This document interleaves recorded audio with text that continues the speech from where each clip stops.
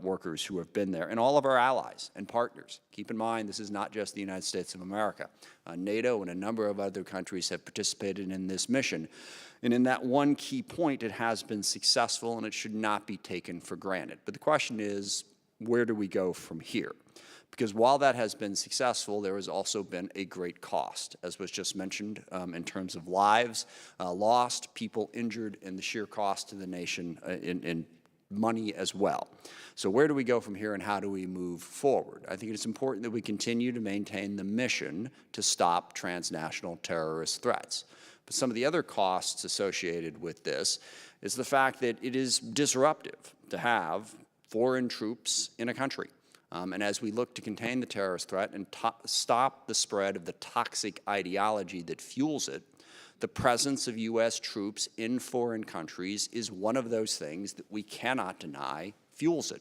And you can think of if you were in your own town, wherever you live in America, and a foreign troop came rolling through town telling you what you had to do, it would not make you feel good about that foreign country. We would be in a better place if we did not have to have our troops in foreign countries, and I don't think we should ever forget that. The other aspect of this mission that has made it difficult is, in addition to preventing transnational terrorist threats, that mission has morphed a little bit into trying to bring peace and stability to Afghanistan. Now, there's a clear reason for that in connection to the basic principle of stopping transnational terrorist threats. We have learned that ungoverned spaces, failed governments make it easier for these terrorist groups to show up and take root. And certainly South Asia is a place where there are a lot of ideological extremists who could take advantage of that. So one can argue, and many have, that if Afghanistan falls apart, we will be right back where we were on 9/11. I don't think that's necessarily as quick a guarantee as some argue. I also believe that what we've learned in 19 years is we are not going to impose peace on Afghanistan. We are not, however we're going to bring a coalition together and try to build institutions and reduce corruption and build confidence, outside forces are not going to bring peace to Afghanistan. One way or the other, the people of Afghanistan are going to have to make that choice.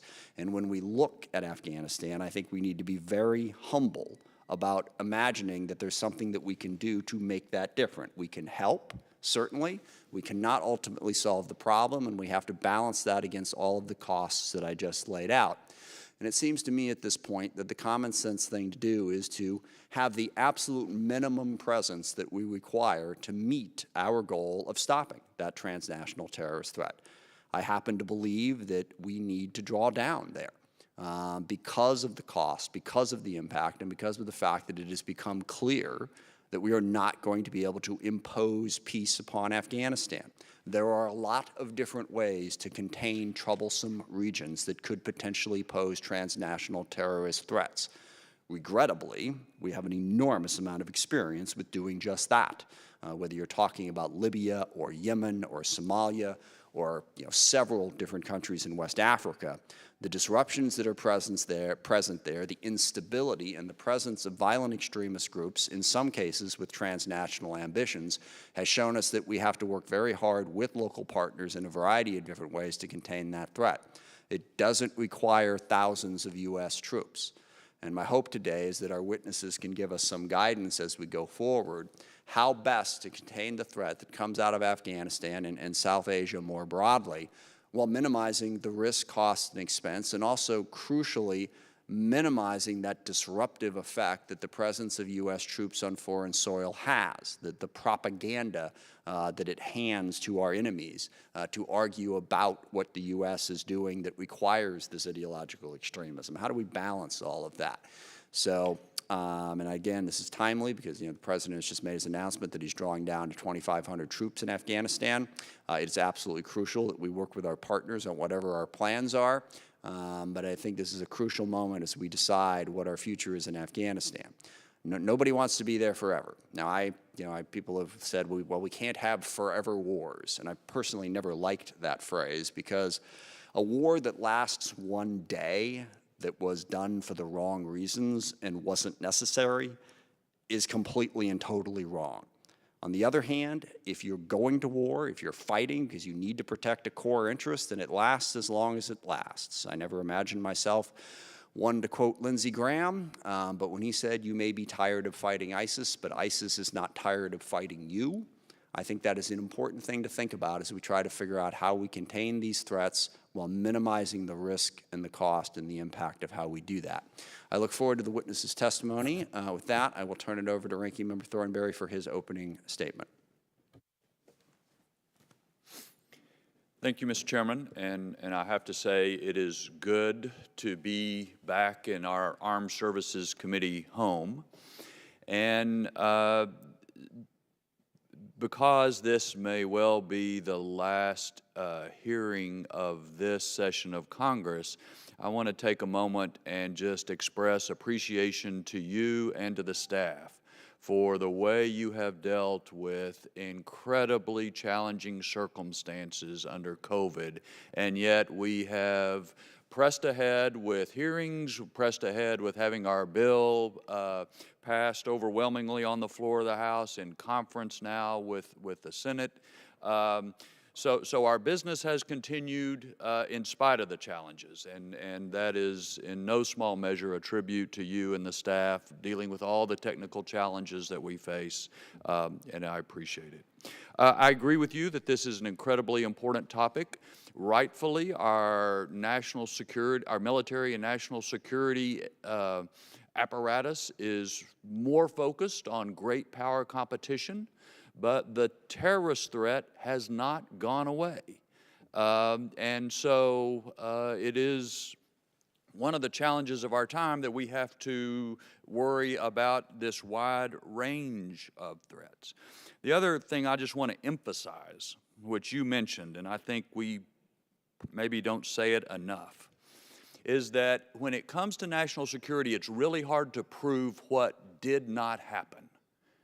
And in the case of Americans who have fought and some died to prevent a repeat or worse of 9/11, I think it is very important for those who participated and family members who lost loved ones to know that it has been, the last 19 years has seen far greater success than I ever expected on September 11th, 2001. The idea that we would be this far removed, there have been terrorist attacks against our homeland, but nothing on the scale of 9/11, and we know from our classified briefings that they were planned, attempted, and some far worse even than that day. So appropriate appreciation, as you say, to the military, but also intelligence community, law enforcement,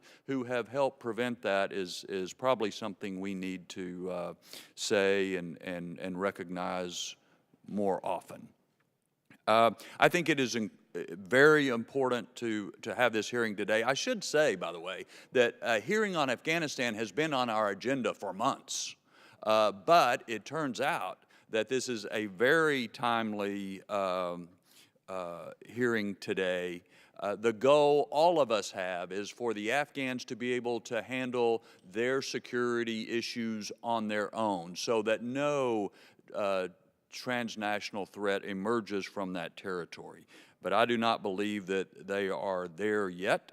I have tremendous respect for each of our witnesses today and look forward to hearing from them what they see as the state of the conflict today, what effect our unilateral withdrawal in the midst of negotiations may have, and any advice they have for the incoming Biden administration on how to deal with the Afghan and broader situation in South Asia. So I look forward to hearing from them and appreciate their participation today. I yield back. Thank you. Our first witness will be the Honorable Ryan Crocker, who is participating remotely. Ambassador Crocker, you are recognized. Thank you, Mr. Chairman. Ranking Member Thornberry, are you able to hear me? Yes, we got you loud and clear. Go ahead. Excellent. I would note that I come to you this morning from the great state of Washington. It's about 0 dark 30 out here, but I'm honored to be here. I approve. I approve of that, and I wish I was there as well. Mr. Chairman, you and the ranking member have summarized, I think, very, very well the central question that we as a nation are dealing with. Why are we in Afghanistan after 19 years? It's pretty simple, pretty basic, and pretty crucial to ensure that nothing again ever comes out of Afghanistan to strike us in our homeland. After 2 decades, it's again very important to remind ourselves of that, and to remind ourselves of who we face out there. After 9/11, the Taliban was given a choice. It could give up the al-Qaeda terrorists that were enjoying safe haven in Afghanistan, and we would not take military action, or they could stand pat and suffer the consequences. They chose the latter, Mr. Chairman, and have been in exile now for almost 2 decades. Unfortunately, we are at a moment when the Taliban sees the end of its exile and the opportunity to return to control. Mr. Chairman, I had the privilege of opening our embassy in Afghanistan in the beginning of January 2002. What I saw there was a scene of utter devastation, a shattered city, a destroyed country. And as bad as the physical damage was, I was immediately aware of the profound damage 2 decades of conflict had done to the Afghan people, especially during the period of Taliban rule to women and girls in Afghanistan. I thought it important to move swiftly to try to repair the damage to the human capital, as well as the physical. So we opened girls' schools right away. Still in January of 2002, I had the privilege of hosting the then chairman of the Senate Foreign Relations Committee, Senator Joe Biden. I took him to visit a girls' school. We sat in on a first grade class that had girls ranging from age 6 to age 12. The 12-year-olds, of course, came of school age when the Taliban took over the country. So I saw a unique opportunity here. As this committee knows so well, we often find a tension between our core national values and our national security agenda. In Afghanistan, the two came together. Our values and our interests dictated that we be present, that we ensure that the Taliban did not return with its al-Qaeda allies. And the best way to do that, we felt, was developing that human capital. So when I arrived in Afghanistan in 2002, there were about 900,000 students, all of them boys, in Afghan schools. I returned as ambassador a decade later, and when I ended that ambassadorial post, there were 8 million students, and around 35% of them were girls. Over the long run, Mr. Chairman, it is the Afghan people, as you rightly note, who have to make peace. Certainly, an educated population, and with girls and women playing the role they deserve in these momentous decisions, is the best way to ensure our own long-term security. It will take strategic patience, and it will take continued U.S. engagement. The peace process, so-called, that was launched now almost 2 years ago, represented a very bad U.S. concession. We agreed to the longstanding Taliban demand that we talk to them, but not with the Afghan government in the room. They considered it a puppet regime. So we gave in, and it underscored, I think, that this, again, so-called peace process, that's not what this is about. These are surrender talks. We're waving the white flag, basically saying to the Taliban, you win, we lose. Let's dress this up as best we can. And an eerie reminder of the Paris peace talks on Vietnam. But I wouldn't push that parallel too hard and too far. In Vietnam, neither the Viet Cong nor the North Vietnamese had attacked the homeland or ever considered such a step. Al-Qaeda did attack the homeland from Afghanistan, hosted by the Taliban.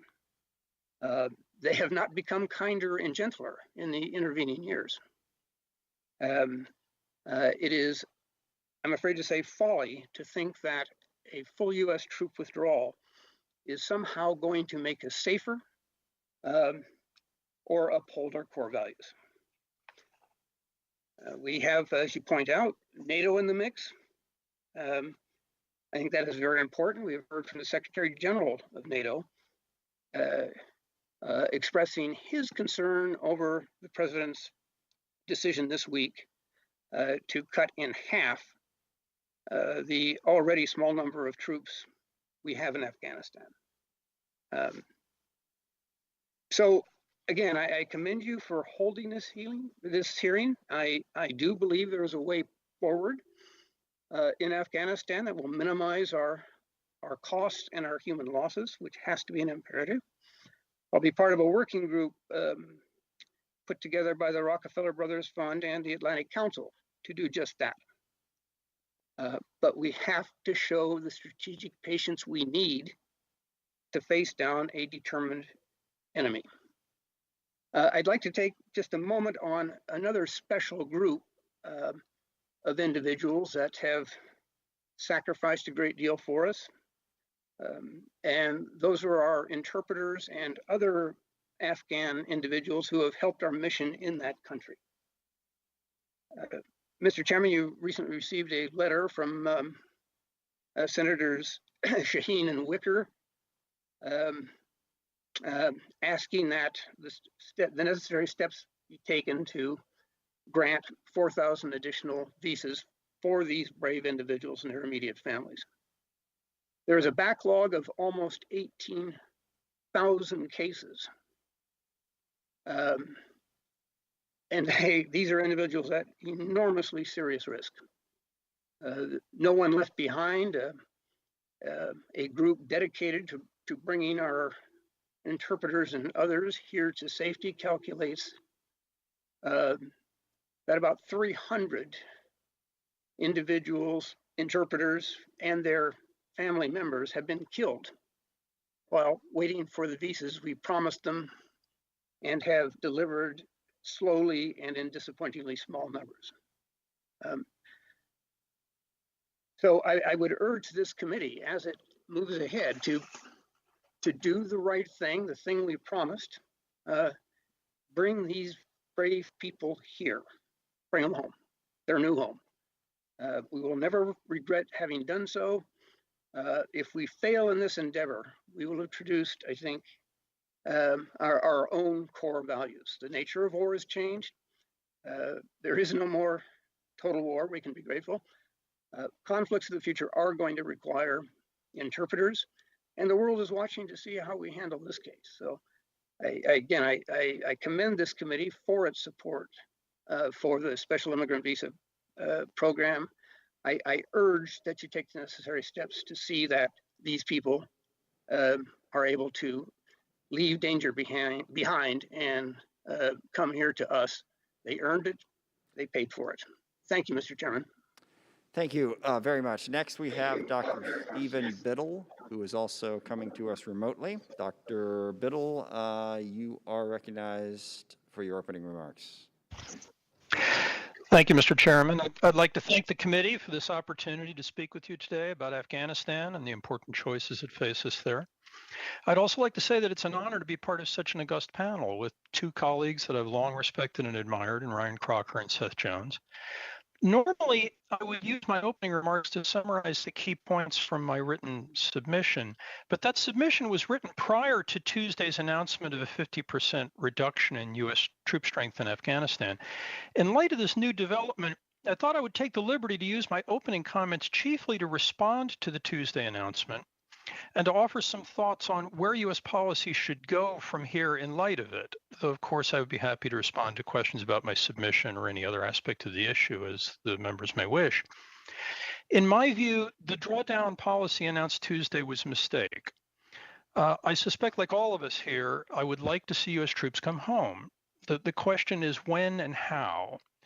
And it seems to me that a progressive, incremental withdrawal, in my view, is the worst of three possible options before us. Total withdrawal, no withdrawal without a negotiated settlement to end the war, and the announced policy of partial unilateral drawdowns. As I argued in my submission, I believe our interests are best served by no further withdrawals without a settlement to end the war.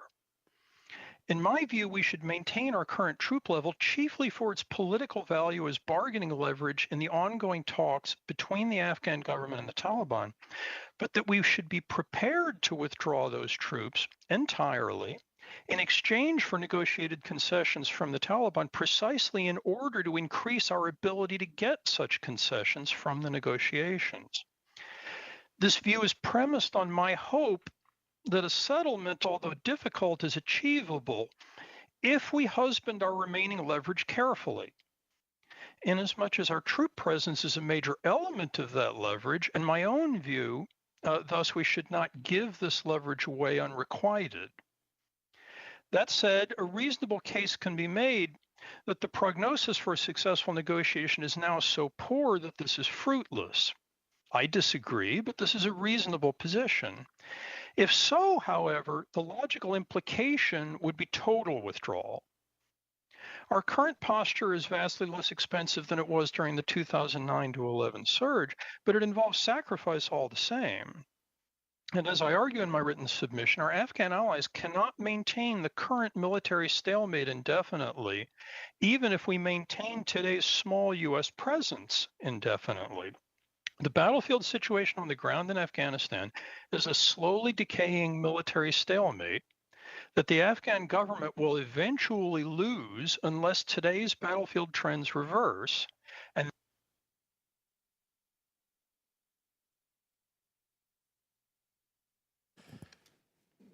Dr. Biddle, you went silent on us. I apologize for that. Sorry. You're back. It's not your fault. Some argue that I'm better when silent, but I suspect the committee's purposes are better served by. You're back, so go ahead. Very well. The point I was making when I assume I went silent was that in a slowly decaying military stalemate, if nothing changes, we will eventually lose the war. This decay will eventually produce the collapse of the Allied position in the country. And what that implies then, if you accept that assessment, is that in the long run, the plausible alternatives are either eventual defeat or some kind of negotiated settlement before that happens. If a settlement really is impossible, then defeat is the likely outcome, and we would then be better served to lose cheaply via immediate total withdrawal than to lose more expensively via a series of slower partial withdrawals that simply prolong the process of failure and increase its cost. Instead, what the administration announced on Tuesday is the slower, more expensive version of failure. Whatever one thinks of the prognosis for a successful negotiation, it goes down every time we announce such partial withdrawals. We have two chief remaining sources of leverage in these talks: the promise of post-settlement aid and the foreign troop presence. The Taliban want us out. This has been among their most consistent and oft-expressed aims. In a negotiation where we are radically leverage poor, troop withdrawal is thus a crucial bargaining chip. In fact, this political role as a bargaining chip for negotiation is now, in my view, the most important contribution U.S. forces make to the war. Of course, this is not their only role. U.S. airstrikes in particular are also important for enabling our Afghan allies to maintain today's stalemate. But our forces' political function as bargaining leverage in the negotiation is, in my view, the most important contribution they make.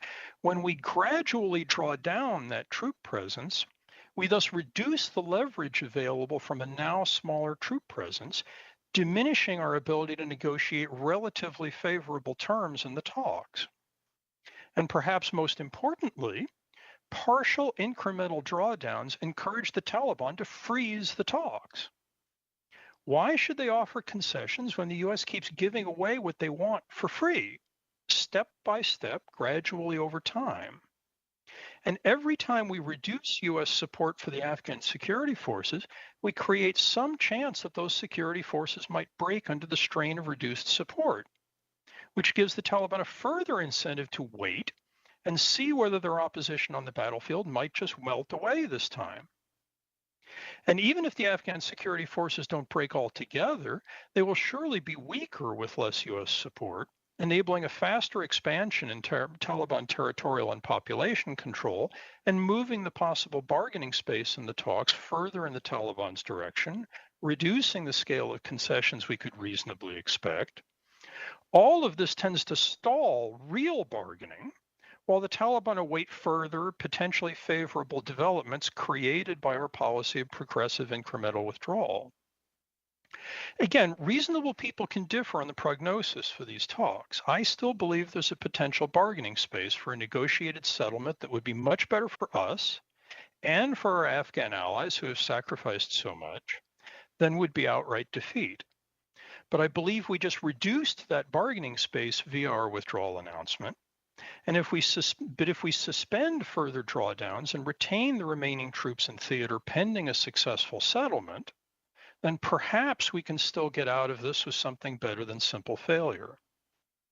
But if one disagrees on this, the logical policy would be total withdrawal, not difference splitting partial drawdowns that just make defeat slower and more expensive. Thank you, Mr. Chairman. Thank you very much. Dr. Jones, you're recognized. Thank you, Chairman Smith, Ranking Member Thornberry, and distinguished members of the committee, both in person and virtually, for the opportunity to testify before the House Armed Services Committee on an important, actually a critically important subject, the U.S. military mission in Afghanistan and implications of the peace process. I'm going to break my introductory remarks into 4 sections. First, U.S. objectives, not just in Afghanistan, but more broadly, and how they've evolved. Second is the state of the peace settlement and discussions right now. Third is the war and the Taliban itself. And fourth, I'll summarize with some brief conclusions.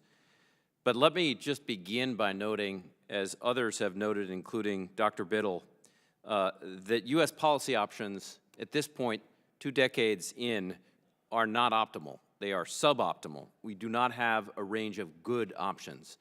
And I think it's worth noting that. My concern, though, is absent a peace deal, the further withdrawal of U.S. forces will likely continue to shift the balance of power on the ground in the military campaign in favor of the Taliban, other militant groups, including al-Qaeda, and the Taliban's outside supporters, which include Pakistan, Iran, Russia, and other countries and outside actors. The drawdown will have an impact on the U.S.'s ability to train, advise, and assist Afghan national defense and security forces in the middle of the war against the Taliban, a group which we should all remember is an extremist organization committed to establishing an Islamic emirate in the country. And something that I think we've got to grapple with, is that what we want in the end? Is that what we want to leave behind in Afghanistan? So let me begin with my first section on U.S. interests. I think there's no question, as we've heard both from Chairman Smith and Ranking Member Thornberry, the U.S. is in a different position than it was in in 2001. There are other important objectives overseas, including competition with a rising China, and aggressive Russia. There are also implications of COVID, including economic ones. The U.S. does, in my view, have some interests in Afghanistan and South Asia, a region that I would remind everyone has three of the U.S.'s major competitors. It's got the Chinese on the border, it's got the Iranians on the border, and it has the Russians very close by. And as we've, I think, seen with news reports this year, they continue to have a relationship with the Taliban, including a lethal relationship.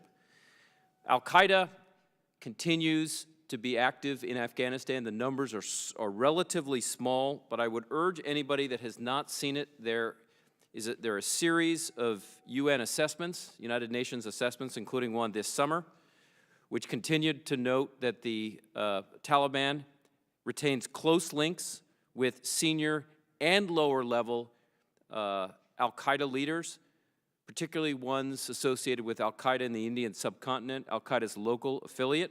As the report concluded, relations between the Taliban, I'm quoting here, relations between the Taliban, especially the Haqqani network, and Al-Qaeda remain close, based on friendship, a history of shared struggle, ideological sympathy, and intermarriage. We also have, we've seen attacks and continue to see activity from the Islamic State's local affiliate, the Islamic State Khorasan province. I also think there are broader strategic interests that the U.S. has to be aware of, including regional balance of power competition between the Indians and Pakistan, both of which are nuclear armed. And I do think we have to be mindful of a potentially worsening humanitarian crisis if we were to leave. Afghanistan has the second largest refugee population in the world at the moment, at 2.5 million. A withdrawal at this point would likely significantly worsen that prospect. Let me just move very briefly to the peace talks. We've already heard other witnesses remark along these lines. On February 29th, 2020, the U.S. and the Taliban, not the Taliban and the Afghan government, the U.S. and the Taliban signed agreement intended to be a first step. Negotiations began on September 15th of this year, but the peace process has stalled. In fact, I would argue it's never really begun meaningfully. So what we have right now is Taliban advances. Data right now suggests that Taliban attacks are at the highest levels, some of the highest levels of the war this year in 2020. They continue to fight.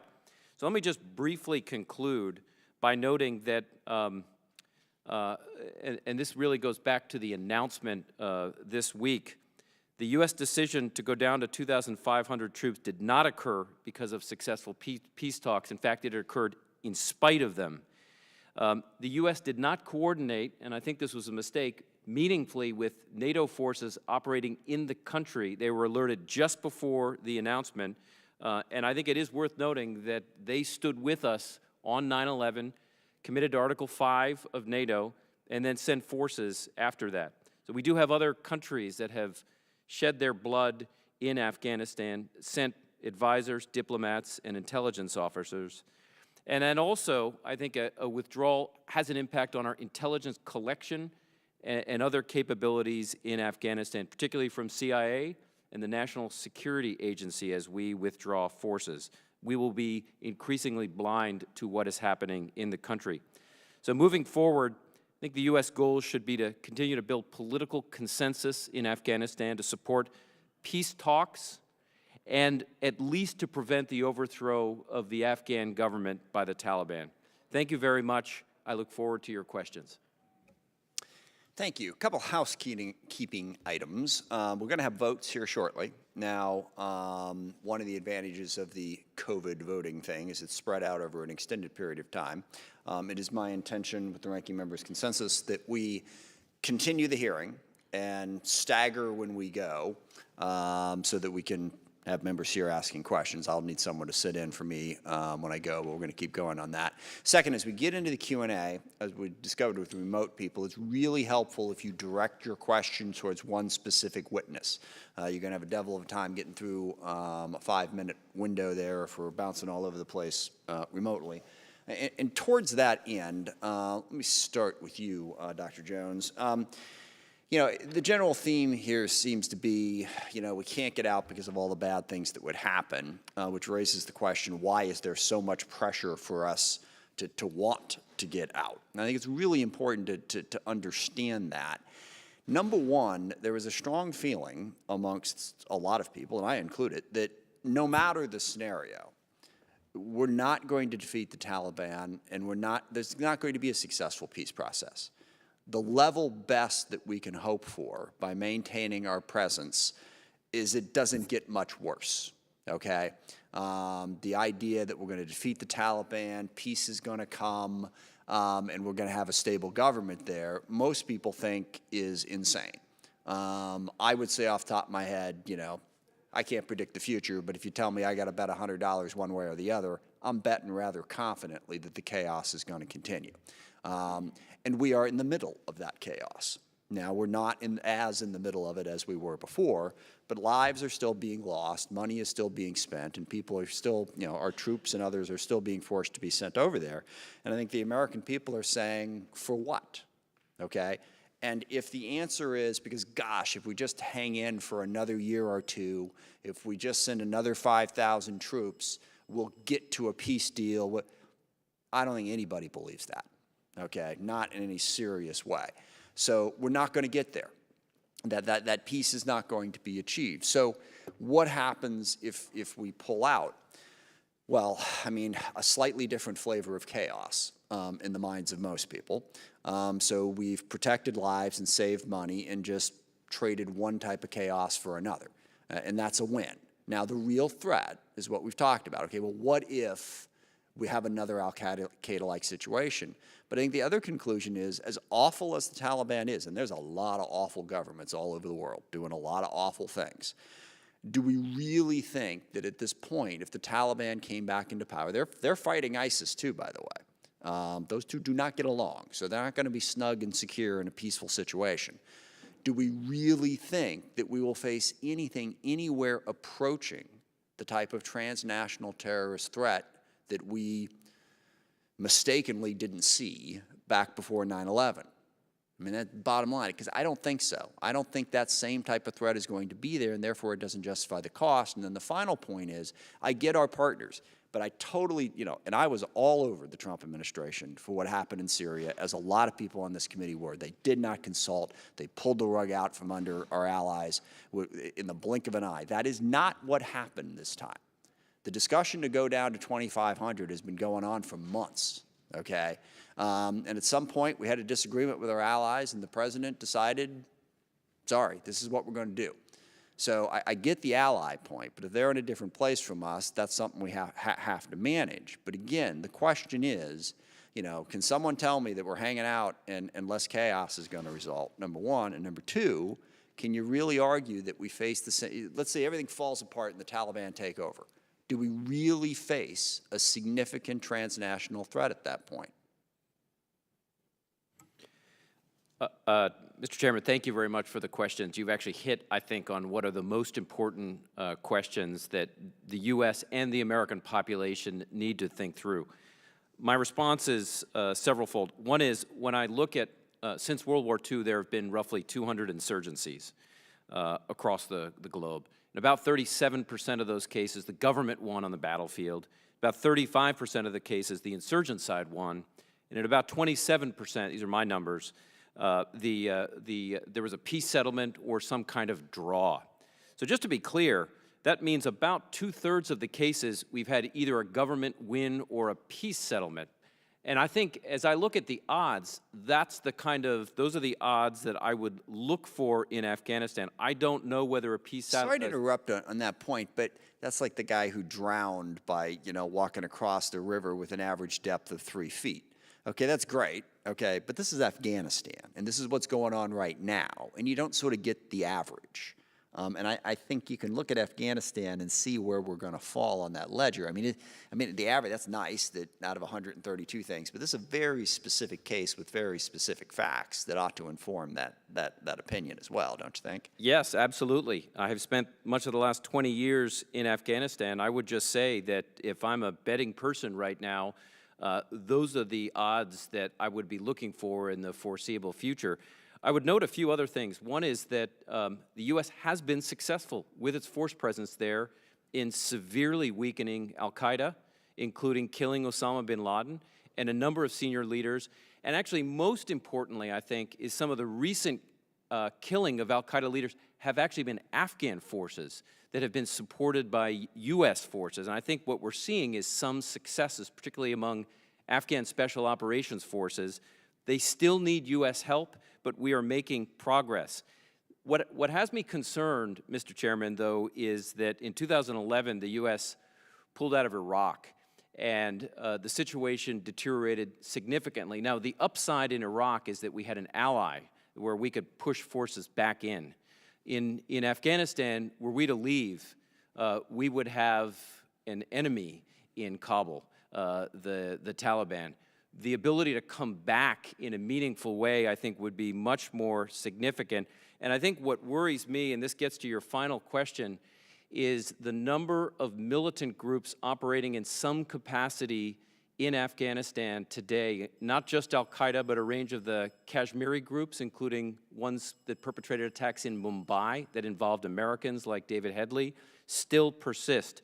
So what I can't say is tomorrow things are going to get as bad as they were, say, on 9/11. But I think the trajectory is where I'd be concerned about. Fair enough. I have one more question. I'll just have to take this for the record because I want other people to get in here. But Dr. Biddle, you had made the point about, basically all or nothing. And I do think that if we go the nothing route, you still have to draw down. And I think you would agree with that. You can't just pull them out tomorrow. You got to do it over, a certain amount of time and be safe. But the other point that I'd like, if you could give me a written, sorry, you used to be on that screen and now I'm just looking at myself. So it really doesn't do me any good. But the question is, I've heard the argument that the 2,500 troops, and I've heard this from senior Pentagon leaders right now, is a sufficient counterterrorism force.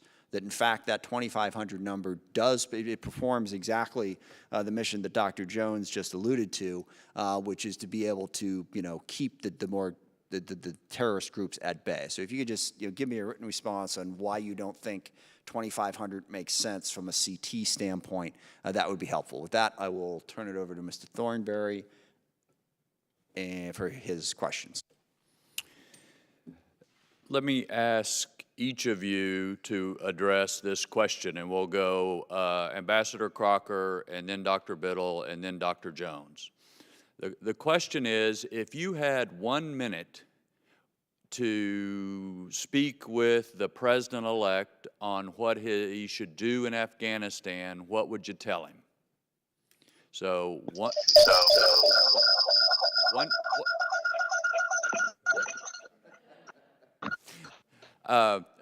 again, Ambassador Crocker, we'll start with you. 1 minute to speak with the president-elect on what he should do in Afghanistan. What would your message to him be?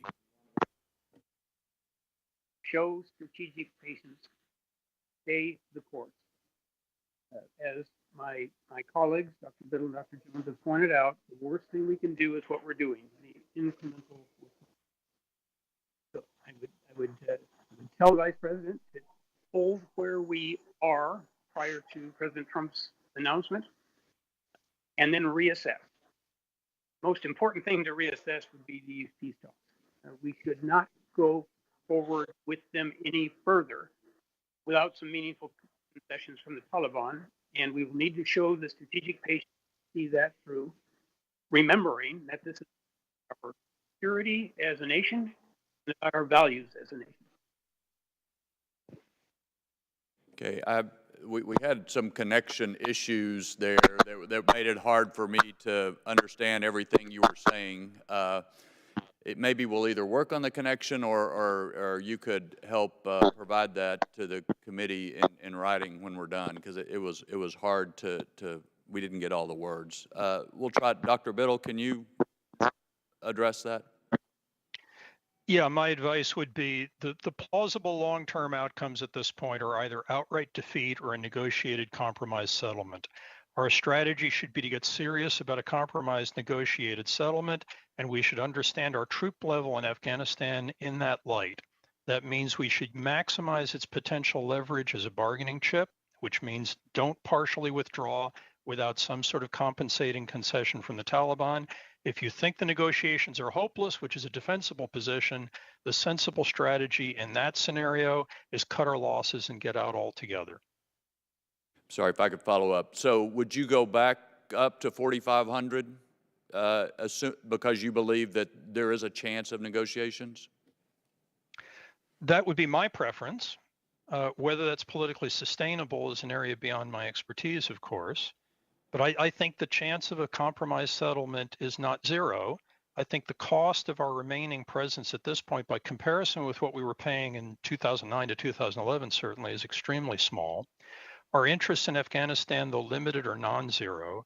Given the costs of continuing to pursue a settlement, which I think are fairly modest, I think it's in the U.S. interest to do our best to try and get out of this with a deal we can live with rather than simply failure. Okay, thank you. Dr. Jones? I think to follow on what my two colleagues noted, I would say three things. One is I wouldn't go down any further. I think I would ask, among other issues, I would ask the commanding general, U.S. general in Afghanistan, and the chairman of the Joint Chiefs of Staff for their advice on what the 4,500 or the 2,500 gives us. Do we need more than just a counterterrorism force? Do we need to continue to provide training, advice, and assistance? And I think that's going to be an analytical judgment from our senior military leadership is where to go. The second is I think we do need to show commitment to the Afghan government. Some of this will be financial. Some of this is just a political commitment that we will remain an ally against an extreme Islamic emirate. And third, I think we've got to be able to tell the Taliban that one of our major bargaining chips, our forces, they are not going to come down without a peace settlement. So I think we've got to ramp up pressure along those lines. Those would be my three issues. Okay, good. Thank you. I yield back.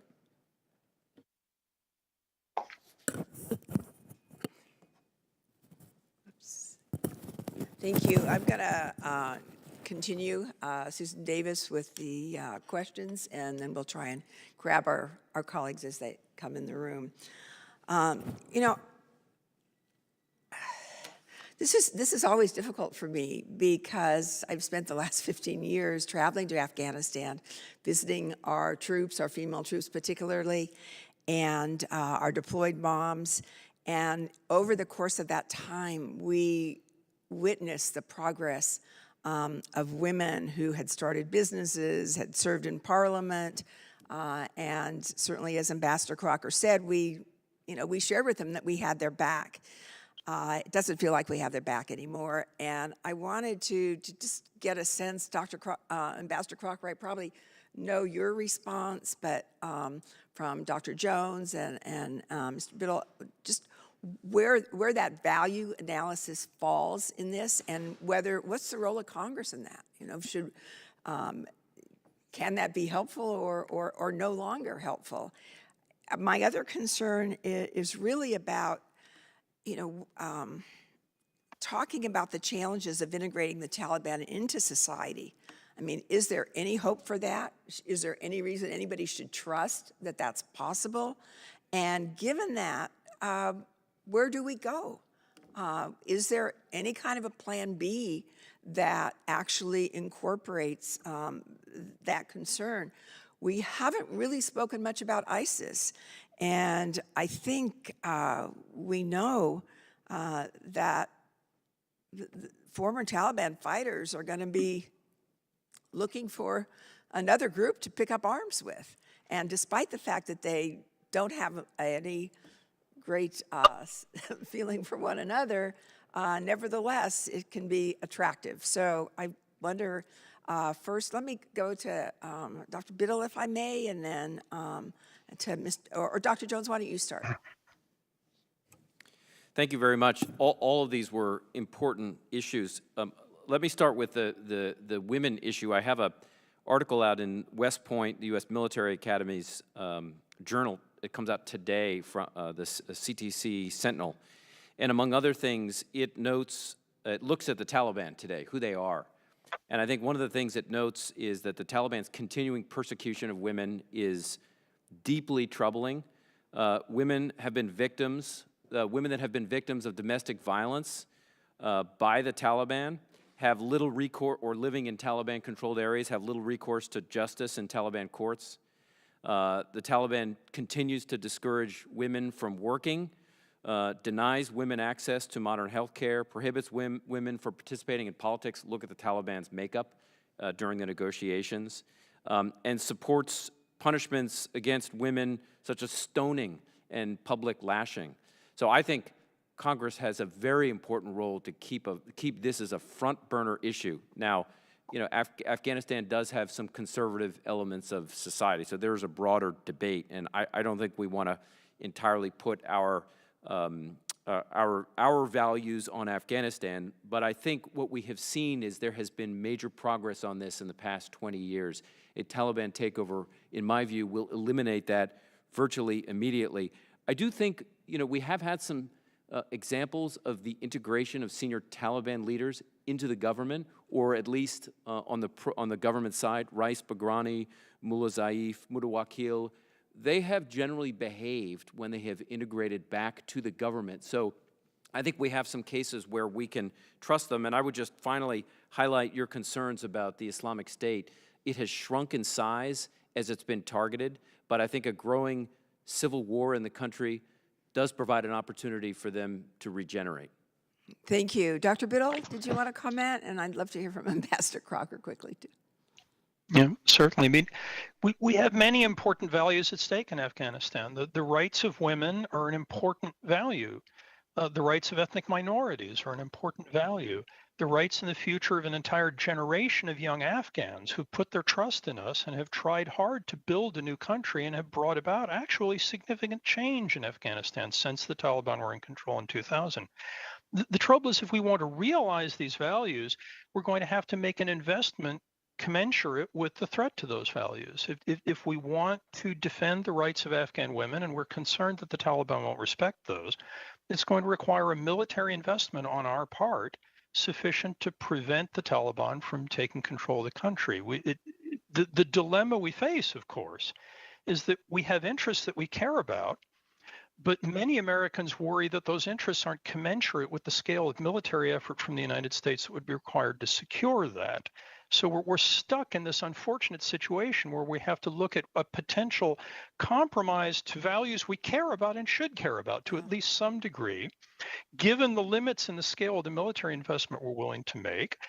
And given that, it seems to me the only way to square that circle at the moment is through the negotiating process. Now, with respect to the Taliban and whether we can trust them and what their behavior is likely to be, obviously, the Taliban are not an ideal negotiating partner. One rarely encounters those in war termination. Thank you, Dr. Biddle. Yeah. It's my responsibility to keep this going, so as much as I would love to have you continue to speak. Mr. Conway, you're next. Thank you, Madam Chairman. I think both Dr. Jones and Dr. Biddle helped answer part of the question. The only question really is the Taliban of the 90s, are they distinctly different than the Taliban of today? And what I heard Dr. Jones say is not really, that what we saw happen in Afghanistan to women, thought leaders, teachers, all forms of folks who disagreed with the Taliban, they were eliminated, killed, and persecuted. I'm not sure that wouldn't happen today. And I think the question for Americans is making these decisions with eyes wide open. In America today, we tend to defend the rights of smaller and smaller groups of individuals against the rights of larger groups, and to great lengths. And so the question is, are we willing to do that? In Afghanistan, is it the right thing for us to do? Those kinds of issues. So there's a real conflict within ourselves as to what we do next in that country. But I do think we bear responsibility for having led the reforms that are there, the expectations, particularly of folks who have grown up post-Taliban era. They don't really, well, they may know the history. They didn't live under the Taliban rule in the mid-'90s, late '90s. And so their expectations are different. Are those expectations in either Dr. Jones or Ambassador Crocker, are those expectations strong enough to lead that nation out of the wreck that a Taliban takeover again, in my view, would happen if they can they lead themselves out? Are they strong enough to take those risks to move forward? Dr. Jones? Well, I would certainly say without U.S. and broader international assistance, they are not. And I think it's an unfair fight in that sense because the Taliban continue to have sanctuary in neighboring Pakistan, support from Iran and Russia. But I think with support, both some military, even small levels of military, and financial support, some financial support. And the Europeans have actually provided a fair amount of assistance to a range of these programs. I do think the Afghan government and the population is able to do what you're outlining. It will take time, but I think we see in public opinion polls conducted by the Asia Foundation that the population supports that kind of a vision and does not generally support the Taliban's extremist vision. I would say, in response to your first comment, I do think that the Taliban has modified its views on a few issues. They appear to be allowing some girls to go to school now. They're a lot more technologically savvy. They were not in the 1990s, but in terms of ideology, same kind of organization, same kind of Islamic emirate that they're trying to establish. Ambassador Crocker, your thoughts? Yes, I hope you can at least hear me now. I would associate myself with the remarks of my two colleagues. I do not see this as mission impossible, and indeed the experience we have had with force levels 1/10 of what they were when I was ambassador to Afghanistan indicate that is the case. So this is, we are not facing defeat on the battlefield. So it is ironic that we seem to be trying to defeat ourselves. It is true that all wars must end and return to the political process. It's true in this one, but not on the terms that this administration has set for these talks. These are surrender negotiations.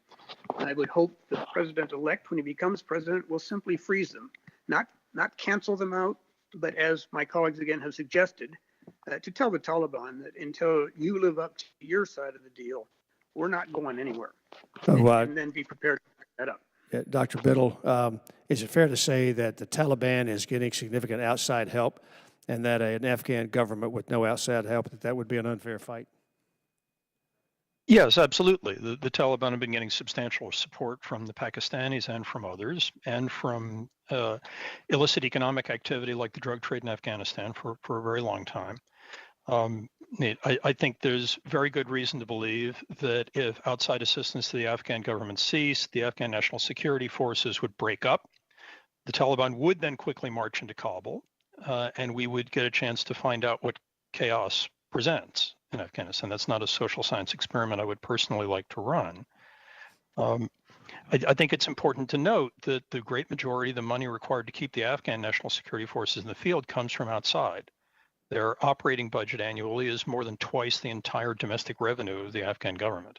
If that outside support to the Afghan security forces were to stop, their ability to sustain a stalemate, much less do better, I think would go away quite quickly. Thank you, gentlemen. You're back. Mr. Langevin, you're next. Thank you, Madam Chair. Can you hear me okay? Yes, we can hear you. Okay, thank you. So let me start with Dr. Jones. First, I want to thank all of our panelists for testifying today. But Dr. Jones, I'd like to go back to the chairman's question. If I understood it right, he seemed to say that if we stay, there could be chaos. If we withdraw, there could be chaos. So it's just one kind of chaos for another, and that we were caught off guard, not anticipating the plotting, the planning that was going on before 9/11, and that do we really think that that kind of thing could go on again without us knowing?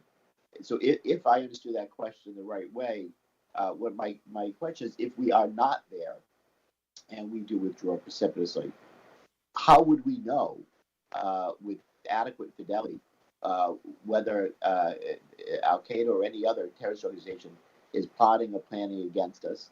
And without a presence there, how could we respond effectively and know exactly where to hit? I know that we would certainly engage still in intelligence gathering with our partner agencies, but would we know enough how and where to adequately be able to respond should there be a growing threat to America or our allies?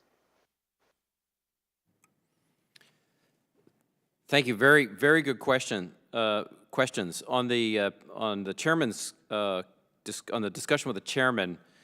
My response was essentially that while I wouldn't characterize necessarily the situation as chaos now. I mean, there is a war, but I think were the U.S. to withdraw, it would significantly worsen. I mean, it is worth pointing out that the Taliban controls not a single major city right now, and compare that, say, 2014, 2015, 2016 to Iraq and Syria, where the Islamic State controlled Raqqa and Fallujah and Ramadi and Mosul. The Taliban controls zero cities right now. So I think it's worth noting that that would change, I think. My assessment is that would change with the U.S. withdrawal. How would we know, you ask? It would become a lot more difficult. Obviously, as you noted, the U.S. would have some intelligence collection capabilities, but it would be much more difficult to understand what al-Qaeda was doing, what the Taliban, what other militant groups were doing in Afghanistan without a military, CIA, NSA meaningful presence in the country. Yeah. And I would agree with that. That would be my interpretation as well. Ambassador Crocker, the U.S. Taliban agreement commits the Taliban to preventing any groups, including Al Qaeda, from using Afghan soil to threaten the security of the United States or its allies. So, what would the verification mechanism be to ensure the Taliban are compliant? And would a troop reduction impact our ability to ensure the Taliban are compliant? Thank you for that excellent question. The Taliban has no intention and, in their view, no need to make good on any of their commitments. They'll say what we want to hear, but they know that we're going home as these negotiations are currently structured. And again, the president's latest decision to cut by half our small remaining force tells the Taliban all they need to know about our staying power and our willingness to continue our support and our presence in Afghanistan. So unless or until the whole so-called peace process effort is restructured to show that we are serious about this, that if they do not live up to their basic commitments, we are not going away. If there's a single phrase that I would commend to this committee on what we need strategic patience. The Taliban and Al-Qaeda have that strategic patience. They believe they can outlast us, and we are proving them right. We have got to say and we've got to show that we do have the will to stay a course until we see circumstances in Afghanistan that warrant further withdrawals. Very good. Thank you very much to all of our panelists. I yield back. Thank you. Mr. Byrne, you are recognized for 5 minutes. Thank you, Mr. Chairman. It's been great morning. So I'm not an expert on this issue like the three of you are, but I'm an expert on what the people in my district think. We all are. That's how we got here. And I don't think what the people in my district think is much off of what the people in America in general think on this issue. The people of my district are tired of nation building in Afghanistan.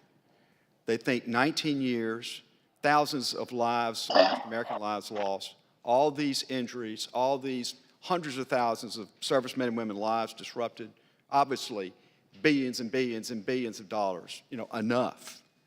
So I think they're not for nation building anymore. We've done great things. Ambassador Crocker's made a great point about all that. But my folks think we've done enough. Now, I think they probably would support a continuing counterterrorism effort, okay? They don't want al-Qaeda to get back in control there. So when you talk about the drawdown, the question in my mind is, what's the right number? Can we have a successful counterterrorism effort with 2,500 versus 5,000 troops there? And Dr. Jones, I'll start with you and ask you that question. That's really the $64,000 question. And let me say, It's a lot more than that. yeah, that's probably true. The $64 billion question, Yeah. maybe. I'm tired of nation building. We're well beyond that. And I don't think anybody, as you note, is talking about anything close to the 100,000 forces we had in Afghanistan in 2009. What I would say is the question I think that we need to ask our military leadership is 2,500 enough to prevent a Taliban overthrow of the government? For me, it's not just a counterterrorism issue, it is also a prevention of the overthrow of the government. And so what does 2,500 give us versus something closer to 4,500 or 5,000? That's a question for General Miller, that's a question for the chairman of the Joint Chiefs, and I think that's where I would come back to. I think, again, I would say it's more than just killing or capturing al-Qaeda leaders. It is also, do we want to prevent the overthrow of the government, and how can we continue to sustain and support the Afghan government to do the fighting and dying? Well, I think I know the answer to this, but let me ask it because I think it's a fundamental question. Is it a given, if the Taliban take back over again, that they will allow the country to be a harbor for al-Qaeda? However much they hate ISIS, I think they still like al-Qaeda. Will they allow al-Qaeda to be harbored again? I would answer that in two ways. One is the UN assessments in 2020 have been unambiguous on this, that they continue to have strategic, operational, and tactical level. The Taliban has strategic, operational, and tactical level relations with al-Qaeda, al-Qaeda Senior, and al-Qaeda in the Indian subcontinent. And I think we've also seen local Taliban commanders have been willing to give sanctuary to al-Qaeda leaders in areas that they control. So I think the answer there is yes, we will continue to see Taliban-al-Qaeda relations in the future. On that last question, Dr. Biddle, what is your opinion? Yeah, I would agree with my colleague, Dr. Jones. It's a mistake to separate counterterrorism and the survival of the Afghan government. If the Afghan government falls and the Taliban take over, or there's simply a chaotic civil war, the terrorism threat from Afghanistan will go substantially up, and the ability of a handful of American troops operating from a handful of bases that will look like besieged, Fort Disaster in the middle of a catastrophe will be very, very limited. Worse still, the security of Afghanistan's neighbors will be importantly implicated, and especially the security of a nuclear-armed Pakistan. In the event that chaos in Afghanistan flows across the border in the aftermath of a government collapse, we then have the potential for militant groups in Pakistan, if that government falls, getting their hands on actual usable nuclear weapons. So I think the tendency to say what we really want is counterterrorism, let's forget all of this counterinsurgency to protect the government, is a false dichotomy in very important ways. Very quickly, Ambassador Crocker, on that last question. I share that view, We've seen this movie before. We were heavily engaged with the Pakistanis and Afghan fighters throughout the decade of the 1980s to expel the Soviets. We succeeded, and then we walked out. What did we get? The Afghan Civil War, the rise of the Taliban, and the road to 9/11. It would be folly to think it's somehow going to be magically different this time if we walk out. As my colleagues have said, there is no doubt about the link between al-Qaeda and the Taliban. Again, the Taliban gave up the country for al-Qaeda. I apologize, Ambassador, but the gentleman's time has expired. To move on. Mr. Garamendi, you are recognized for 5 minutes. Thank you, Mr. Chairman, and to the witnesses, thank you very much. To my colleagues for their questions, you're providing some really good questions and good insight into the situation. Hopefully I can do the same. I'm looking at all of you have argued for the presence of American troops somewhat higher than 2,500 for the purposes of securing a negotiated settlement between the Taliban and the Afghan government.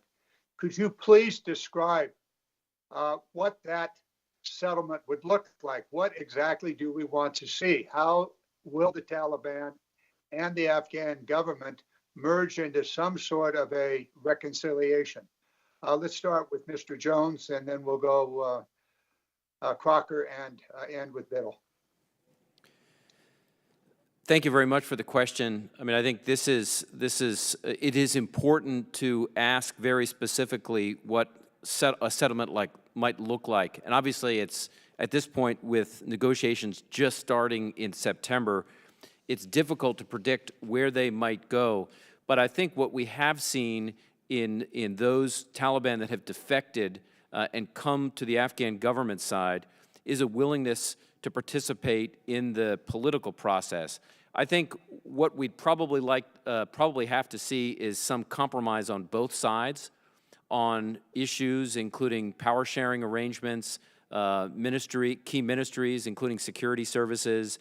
I think one would ideally want to see Taliban allowed, as they have been in some other wars, think of El Salvador or even Colombia, where there was a peace deal, demobilization, disarmament, and reintegration of fighters, in some cases potentially into the government security services. I think there also has to be some discussion on the Afghan constitution, the role of Islam in the constitution. So I think the issue is, can we get to a place where the Afghan government and the Taliban can compromise on a range of these types of issues and get support from their constituencies, which will be hard. And I think there is room for bargaining. I'm going to interrupt you. I have just a few moments, so a short answer would be necessary here. Let's go on, Mr. Biddle. Yeah, I think the nature of the bargaining space here is that the Taliban would have to give up several things. They'd have to break with al-Qaeda, they'd have to renounce violence, they'd have to disarm, and they'd have to accept some variation of today's Afghan constitution. That's a lot, but it's plausible. We would have to give up a lot. We would have to legalize the Taliban as a political actor in Afghanistan. We would have to agree to withdraw all foreign troops, including our counterterrorism presence, unless the Afghan government asked us to stay to train their troops to defend their own borders. And we would have to provide the Taliban with some sort of set-aside of guaranteed offices in the Afghan government, guaranteed seats in the Afghan parliament. They know they're unpopular. If all we're doing is offering to let them run for election in ways they know they would lose, they won't agree to a deal.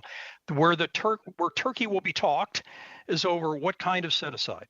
How big? What will the power sharing look like? What version of the Afghan constitution will we get? But I think that's what the general bargaining space within which a deal would be cast looks like. Thank you. Ambassador Crocker.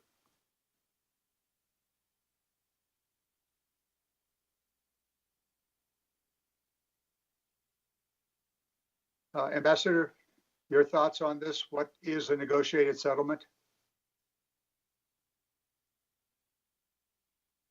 Apparently, Ambassador Crocker is not available. I think we lost him for one reason or another. We'll work on that. Go ahead, John. The next question really is one that we need to consider. It's been said a couple of times, and that is the neighborhood is also involved. We haven't talked much about the neighborhood. Could you do so in, 15-second spots here, starting with Mr. Biddle?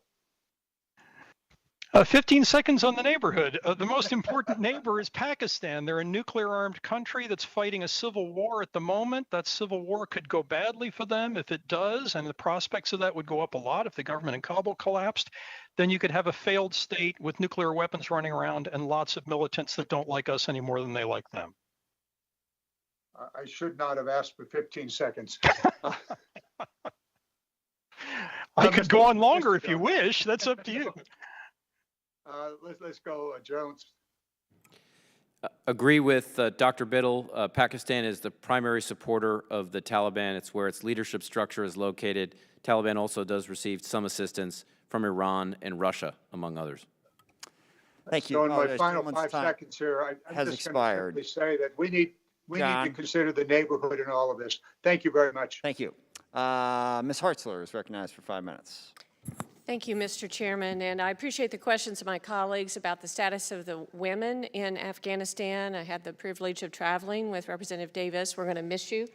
But on one of those trips and met with many of the women who are now in Parliament and heard some of the stories of what life was like when Taliban was in charge. And so I am very concerned about that. But since there's already been some questions asked about that, I wanted to move on, start with Mr. Biddle, talking about the status of the Afghan National Defense and Security Forces. We have invested in them for years, and I would like you and the other witnesses to kind of summarize in your mind the progress that has been made in their abilities, and do you envision a future where the Afghan security forces are self-sustaining, and what level of support or time commitment should the United States provide to ensure Afghanistan has adequate defense forces? And along with that goes along with our assistance. Should the United States and the international community continue to provide military and economic assistance, specifically economic assistance to Afghanistan into the future? So I know there's several questions there, but Mr. Biddle, if you could start, that would be great. Time permitting, I'm on the pessimistic end of the spectrum of opinion on the prognosis for the Afghan National Security Forces. I think what we see with a lot of forces of this kind in the developing world, not just in Afghanistan, is in weakly institutionalized political settings where you don't have a judiciary, you don't have courts, you don't have police that can resolve conflicts between armed elites. The government is required to maintain an internal balance of power in which it cannot allow its own military to get too strong, because it threatens other warlords and armed actors within the elite broadly defined, and that's a bigger threat to the government usually than an insurgency is. What that means is you end up with corruption and cronyism as tools to control the threat that the national military poses to armed elites within the regime broadly defined, and that is a profound, systematic, deeply rooted limiter on the combat potential of the Afghan security forces and forces in similar countries elsewhere, and their ability to actually defeat an insurgency. I think they are strong enough to maintain a slowly decaying stalemate. There are almost 300,000 of them in the country, after all, at the moment. I don't think they're a plausible capability for defeating the insurgency, regardless of plausible levels of U.S. support. Now, in terms of U.S. aid moving forward, I think the primary role for U.S. aid moving forward, once we get before a settlement, is to keep the Afghan forces in the field and maintaining a stalemate.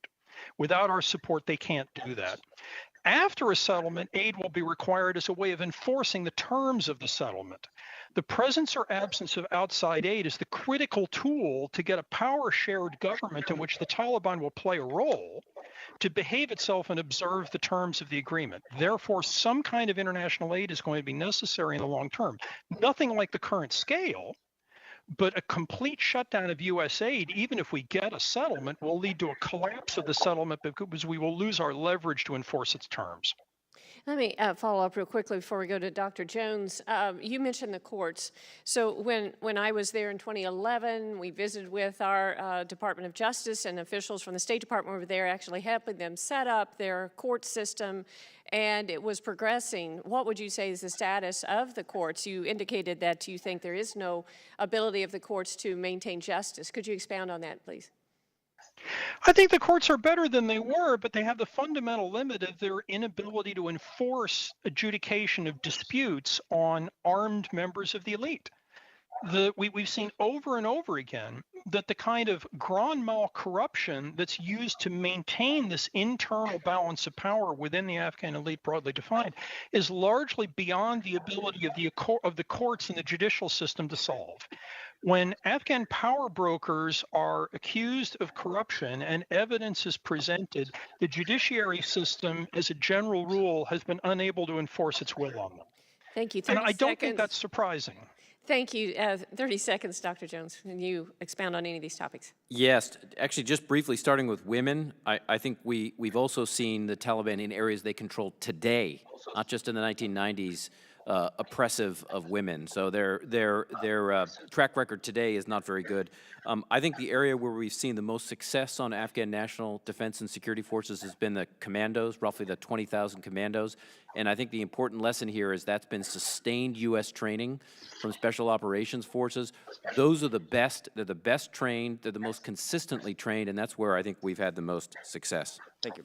Thank you very much. Yield back. Mr. Norcross is recognized for 5 minutes, and I believe we do have Mr. Crocker back, so if you wish to ask questions of Mr. Crocker, you can do that as well. Mr. Norcross. Thank you, Chairman. This is directed to the ambassador.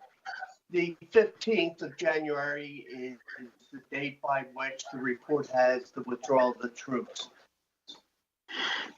What strategic advantage, if any, did we achieve, or what are we getting in response for the drawdown, in your opinion? We are getting nothing in response to that drawdown. That has been the problem with these talks from the beginning. By sitting down with the Taliban without the Afghan government in the room, they knew from the start that this is a negotiation on the terms of our surrender. And everything that has happened since, I think, has validated that view in the eyes of the Taliban.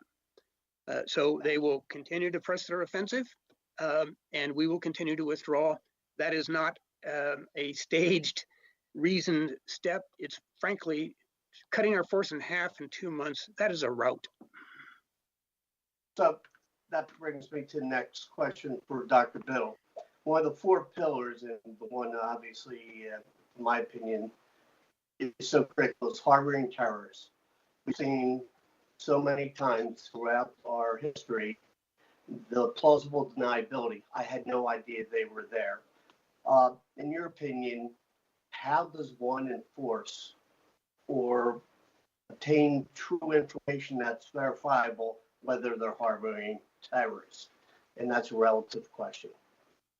Yeah, there are 2 pieces to that. There's the intelligence problem of figuring out whether they're behaving themselves, whether they're complying with the terms of whatever agreement we eventually reach. And then there's the issue of leverage if we decide that they are not complying to force them back into compliance. On the intelligence side of this, it's partly a function of the intelligence mechanisms of the U.S. government, but it's also in part a function of the intelligence mechanisms of Afghans who oppose the Taliban within a power-sharing regime. If we get some sort of settlement, it won't involve a Taliban takeover. If what we end up with is a surrender instrument for us, then of course we will offer no aid to support that kind of a deal. If we're talking about a deal that's in our interest and that we're willing to support, it will involve power sharing in which we retain allies within the Afghan government who would have an incentive to report to us violations of the agreement by the Taliban. That, coupled with our own intelligence, is necessary for us to know whether the agreement is being violated. If it's violated, our leverage to bring them back into compliance is aid. That's one of the reasons why I think continued aid is essential if any agreement we reach is going to be stable. Thank you. So, Dr. Jones, let's bring this back to the end. Does Taliban control automatically equal a terrorist, an existential threat of some sort to the United States? Existential is too far, but a threat to the United States, either they directly or through them allowing other groups to come back in. Does that automatically mean they're going to look at the United States for some sort of an additional attack? Well, I think it's important to differentiate types of terrorist organizations. The Taliban has been committed to conducting attacks against the Islamic State, Khorasan province, in Afghan provinces such as Kunar and Nangarhar. So I think we could expect the Taliban to fight those kinds of organizations, but those are a minority. I think based on the relationship today between the Taliban and al-Qaeda at the strategic, operational, and tactical levels, I think we could expect over time that the U.S. national security interests are threatened based on international and regional terrorist groups operating in Afghanistan, including al-Qaeda. So assuming that maybe not immediately, that we are going to be back in the same situation, what does that new Afghanistan look like in terms of troops? Obviously, after the Second World War, we're not looking at Germany, but certainly we've been prepared for Russia and the Soviet Union. Are we potentially looking at long-term presence in order to keep in check those who do us harm? So my answer, Dr. Jones. my answer to that is until there is a peace agreement or something else that weakens the Taliban, yes, I think my judgment would be a continuing U.S. military presence, a small presence that's able to fight against these and weaken these organizations. Thank you. Gentleman's time has expired. Thank you. I yield back. Thank you. Ms. Stefanik is recognized for 5 minutes. Thank you, Mr. Chairman. Dr. Jones, I represent Fort Drum, which is home of the 10th Mountain Division, which you know is the most deployed division in the U.S. Army since 9/11 to Afghanistan. Currently, the division headquarters and members of the 1st Brigade Combat Team are operating in Afghanistan, with the 2nd Brigade Combat Team on schedule to deploy to the region throughout this fall. I want to wish our 10th Mountain soldiers a very happy Thanksgiving. I know this is not the first Thanksgiving for many of them who are away from their friends and family at home. Given your experience advising military commanders, how can we balance the reduction of forces in Afghanistan with the necessary force protection measures to ensure that our remaining troops that are in country are protected and able to safely conduct their daily operations and missions? I want to ensure that we're keeping force protection to the absolute highest level. Force protection is obviously essential, so as are logistics, and there are other components of that. So I think the question when we talk about numbers is, as you're implying, I think, it's not just the number of counterterrorism forces that are striking targets or arresting or even training Afghan terrorists or training Afghan commandos to target terrorist organizations like Al-Qaeda, but it's also the force protection at bases that's necessary. That may be military police and others to secure bases. On any of the bases that I've ever served on, we've also hired local Afghans to provide basic protection, and in some cases contractors as well. So that does need to be added to the mix of the force posture we're talking about. And then in your written statement, you mentioned a troop drawdown's impact on our ability to conduct the train, advise, and assist mission and conduct CT missions and operations and collect intelligence. What overall does this mean for the resurgence and strengthening of terror groups in Afghanistan, particularly in reference to potential difficulties we may have when it comes to conducting CT? Does this put us in a similar situation that we faced in Iraq in 2011 to 2014, in which we will be back in Afghanistan down the road to combat stronger, more organized terrorist groups that threaten us?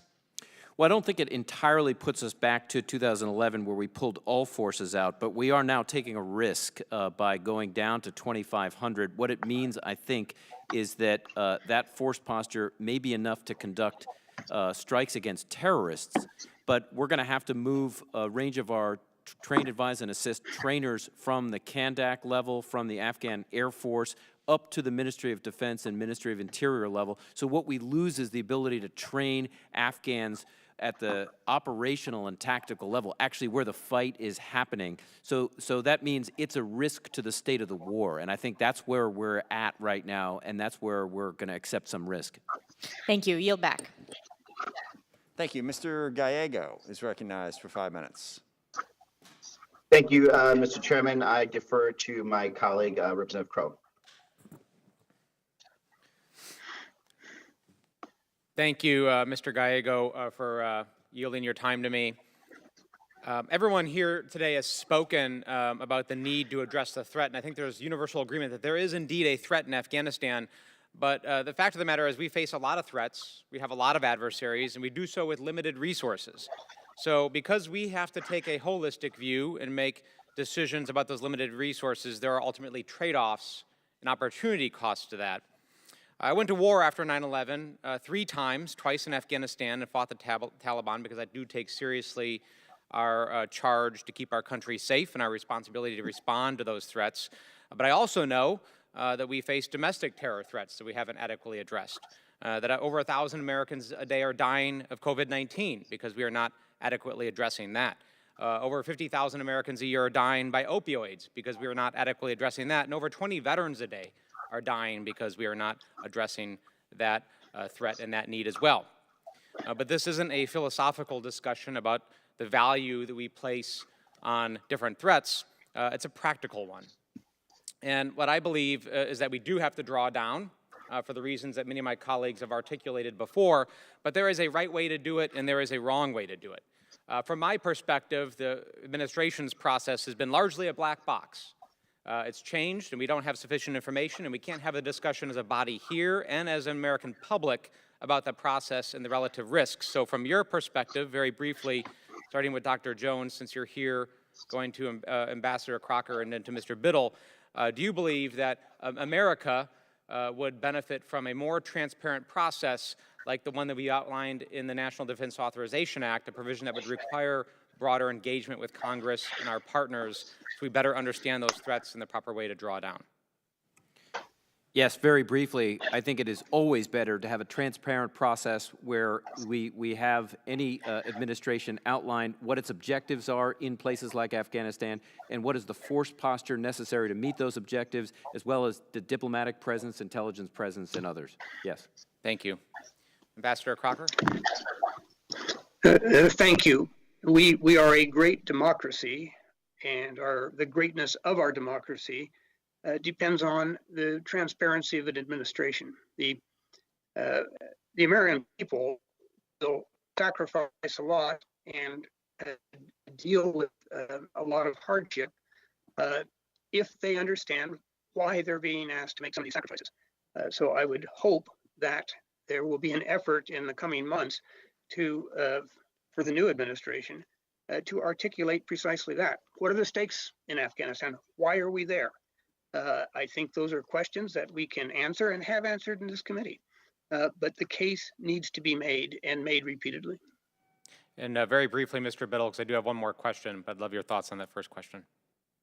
Transparency is key. A democracy waging a war is engaging in policies that take lives in the name of the state and spend billions of dollars of public treasury. We owe it to the public to debate this publicly, to build a consensus behind whatever policy we adopt, and I commend the committee for its role in further debate with today's hearings.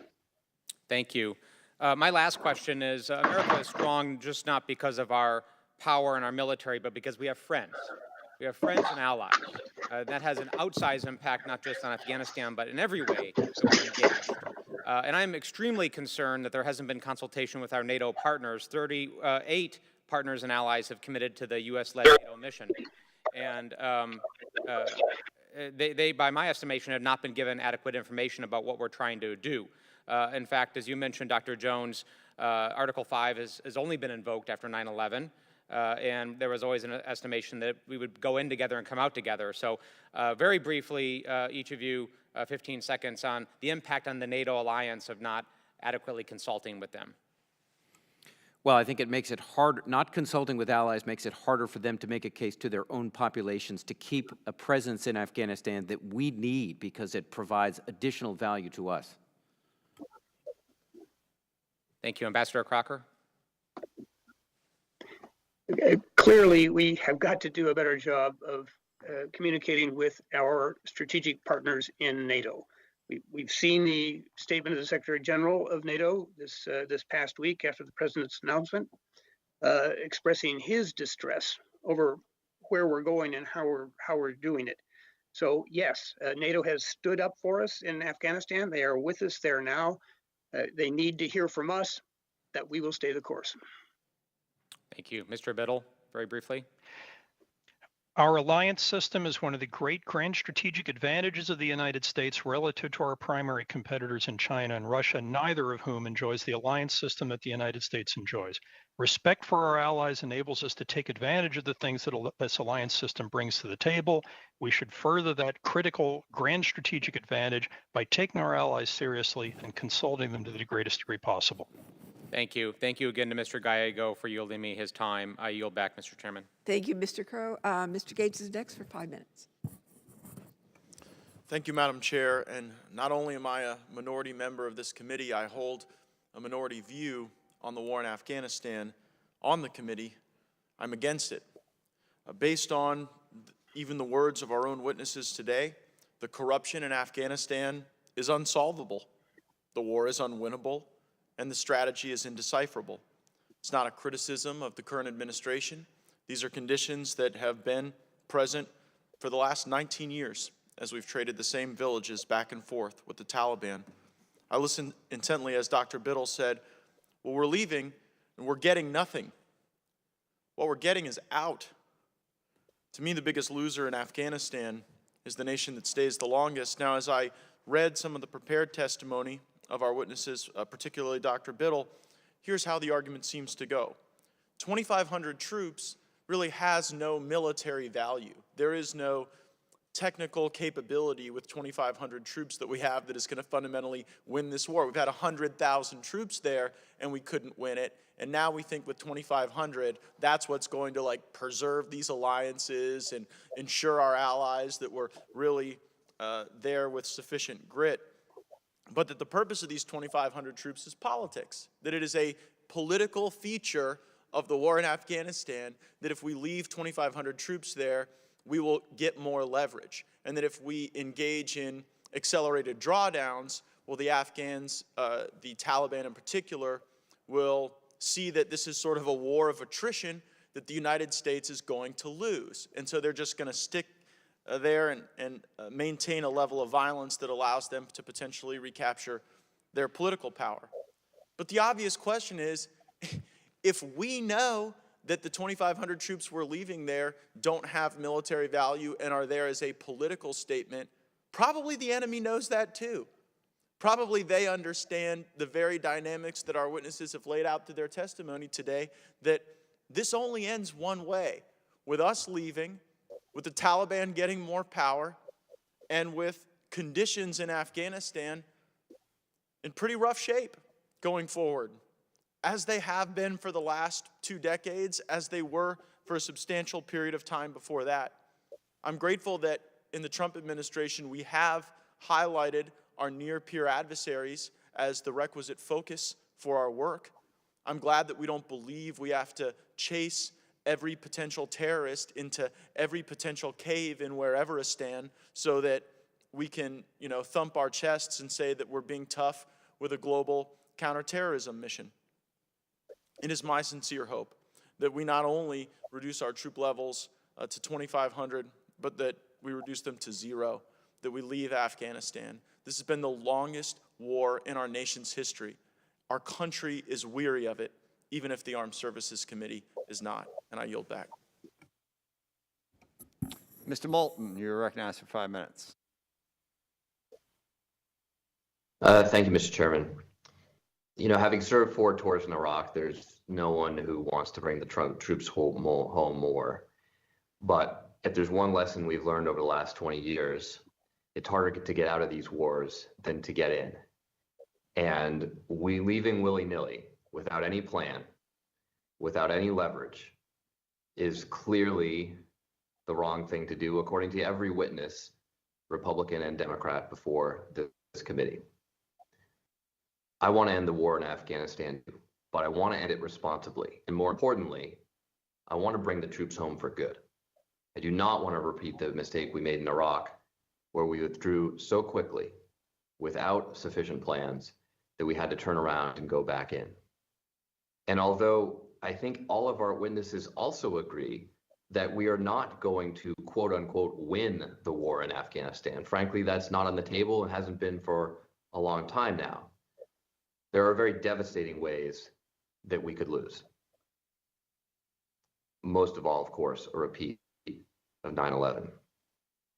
Ambassador Crocker, I would like to ask you a question about another way that we could lose, which is that there are 2 Americans that we suspect are being held hostage in Afghanistan and Pakistan by groups with close ties to the Taliban, Paul Overby, an author from Massachusetts, and Mark Frericks, a Navy veteran and defense contractor. As this administration proceeds with plans to withdraw troops early and without any concessions from the Taliban, there's no indication that Mr. Overby or Mr. Farrick's release and safe return are being considered in diplomatic negotiations or required as a precondition for an accelerated drawdown. In your experience and opinion, what are important factors to consider in securing the release of these two Americans? And if we withdraw troops earlier than anticipated, what other potential leverage do we have to ensure that Mr. Overby and Mr. Farrick are returned safely to their families? Thank you, Congressman. As with these sad cases, we I think see another illustration of what we're giving up by giving up our leverage, and we are certainly doing that by unilateral troop withdrawals that require nothing of the Taliban. They have no incentive to cooperate at any scale or on any level, and that would impact both from the top strategic level of support for the government and its survivability in Afghanistan, and it goes down to this level as well. It is pretty hard to get something if you have given up your leverage. There is no incentive for the Taliban, who we presume are holding these two Americans, to take any steps to release them. So again, if you are programmed for defeat, which we seem to be, you have no leverage and no expectation that we will gain anything, including the release of these two Americans.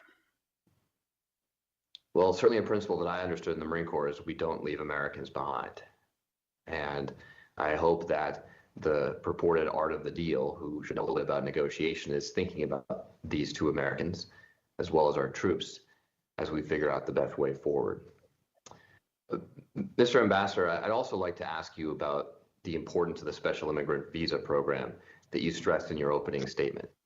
I was proud to support an extension of the Afghan special immigrant visa program in the House version of the FY21 NDAA.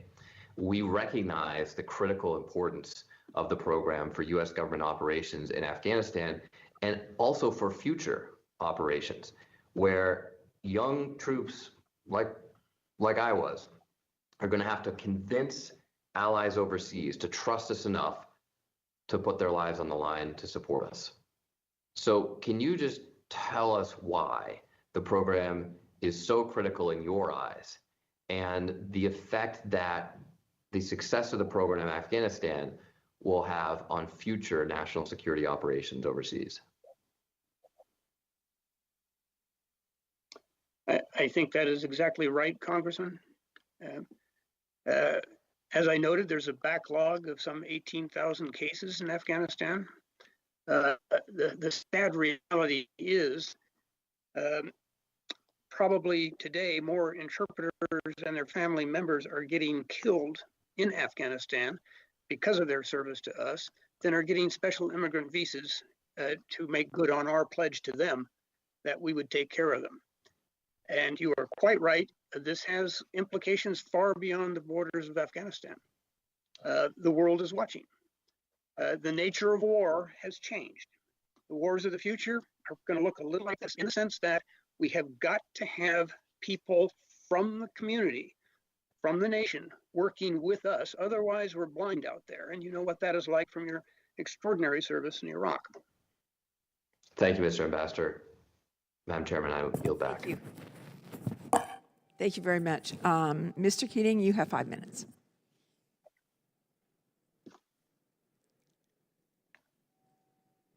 Sorry, couldn't hear that, Madam Chairman.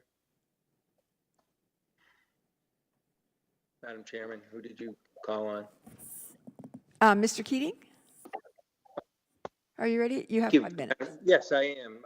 I couldn't hear my name. Oh, sorry. Thank you, Madam Chairman. Thank you. Very briefly, there's not a broad consensus today on exactly what we should do in terms of our troops in Afghanistan and their deployment, but there is a broad consensus on the fact that the way the administration is posing this drawdown is precipitous, and it's disagreed with, I think, by virtually everyone that's spoken today. It's pretty clear that one of the reasons that it undercuts our the so-called peace plan where there's a political date that was put on this, inauguration day for the drawdown.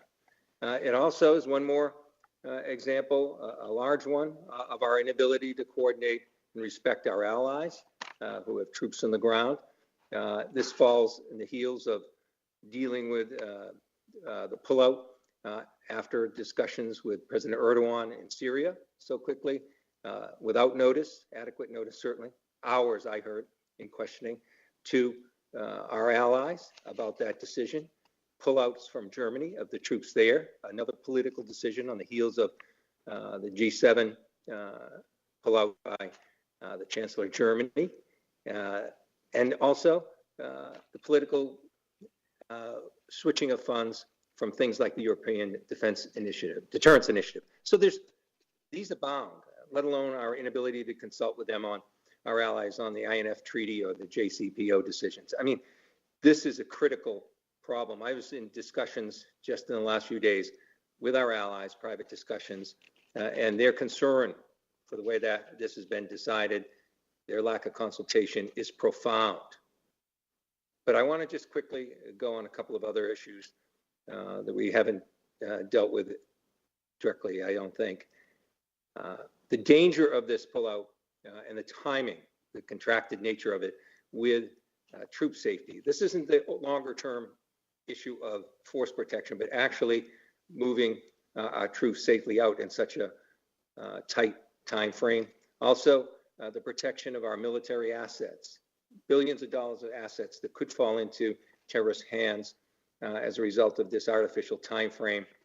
And also, the third thing, justification because of our situation with Pakistan, a very complicated issue, but how exactly can troop deployment there help us with Pakistan as opposed to our increasing inability to deal with them directly? So those are the issues, the troop safety, short-term asset protection, short-term, and exactly how this is going to benefit our position strategically with problems in Pakistan. I will throw it open probably first to Dr. Jones. Thank you very much for the questions. On the danger of pullout and the safety issue, you do raise very important questions. I think the Taliban has shown over the last couple of months since the February deal that it is significantly decreased. In fact, it's generally stopped targeting U.S. forces in Afghanistan. It is targeting Afghan forces, but not U.S., so I would not expect the Taliban to take advantage of this opportunity. But as we've already noted during this committee hearing, we have other groups, including the Islamic State Khorasan province, that continue to conduct attacks. So I think there are issues related to the safe withdrawal in spite or in the face of groups like the Islamic State that may conduct attacks. I do think there also has to be very serious questions about what are we doing with American assets, infrastructure in the country. The U.S. has poured large amounts of money. What is going to happen? Who's going to get it, including who's going to be in the bases that the U.S. is also downsizing. On Pakistan, just very briefly, I think Pakistan almost certainly believes this is a win for it. Its ally, the Taliban, is likely to advance with the continuing U.S. drawdown. So I see this as largely viewed positively by Islamabad. Great. Well, thank you. I've got 30 seconds left. I'll yield back so my colleagues can ask questions. Thank you. Thank you very much. Mr. Carvajal? Mr. Carvajal, you have 5 minutes. Thank you. Thank you, Madam Chair. Ambassador Crocker, we have been in Afghanistan for almost 2 decades. While I'm concerned with the administration's recent unilateral announcement to draw down U.S. troops to 2,500 in January, we cannot be in an open-ended war. How can the U.S. better assist diplomatically and militarily in addressing the main barriers that are inhibiting an intra-Afghan agreement? And I know you briefly have touched on this, but if you could elaborate, I would greatly appreciate it. Thank you, Congressman. Your question was broken up with my technical problems, but I think I have the gist of it. Again, it is an issue of strategic patience, of a long-term view. The Taliban certainly has it. They spent all those years in exile rather than give up their al-Qaeda colleagues. They know they can. They believe they can outweight us, and the course of these so-called peace talks would, I think, vindicate that. It's, you know, I know about being tired, Congressman. I spent the 7 out of the first 11 years after 9/11 in Pakistan, Afghanistan, and Iraq. I was ambassador to all three, so I get that too. I get it that the American people are tired. But getting tired and giving up need to be two different things. And I just pray that it is not too late to reverse the disastrous course we are on right now.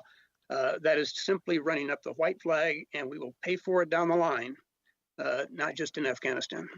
Ambassador, if you could just touch on what concrete steps we could do to create that agreement.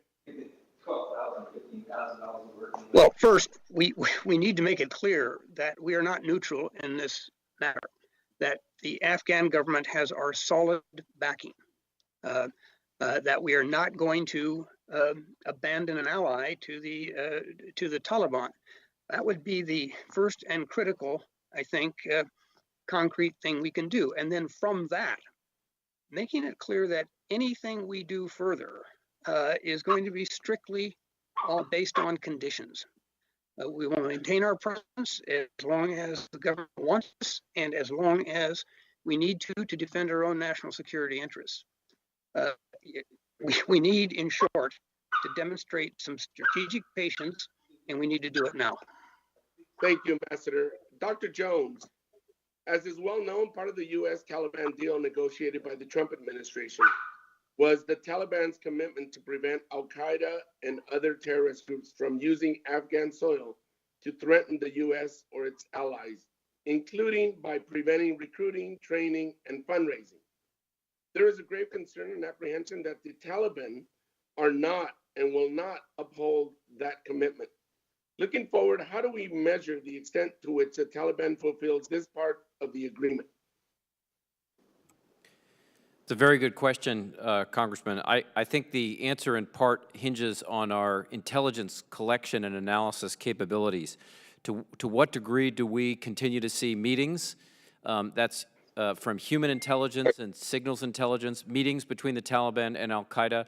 To what degree do we see al-Qaeda continue to operate in areas where there are Taliban commanders? To what degree do we see al-Qaeda and other camps operating in Afghanistan or along the Afghanistan-Pakistan border?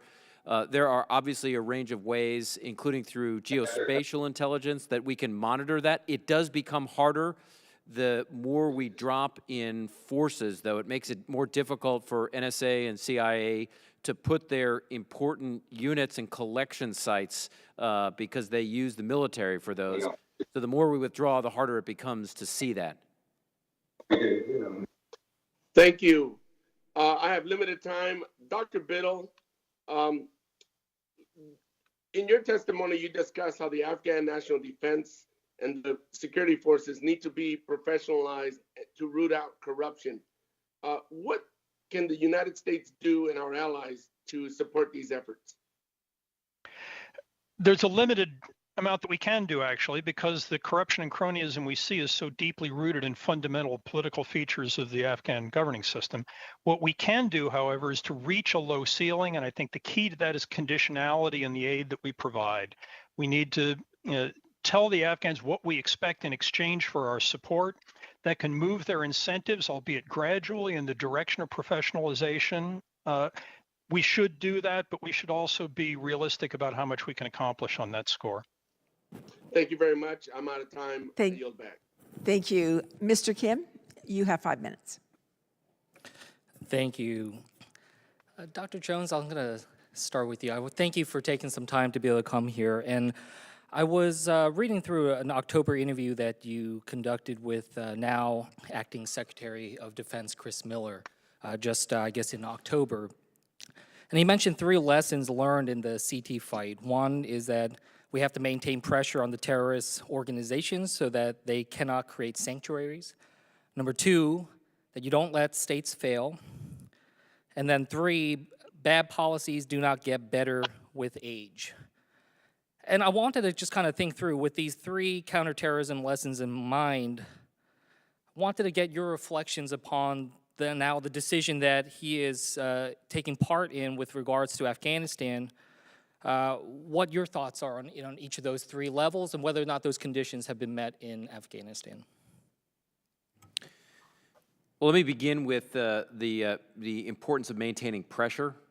I think the 2500 does allow us to continue to pressure al-Qaeda and some terrorist groups, including the Islamic State, in Afghanistan.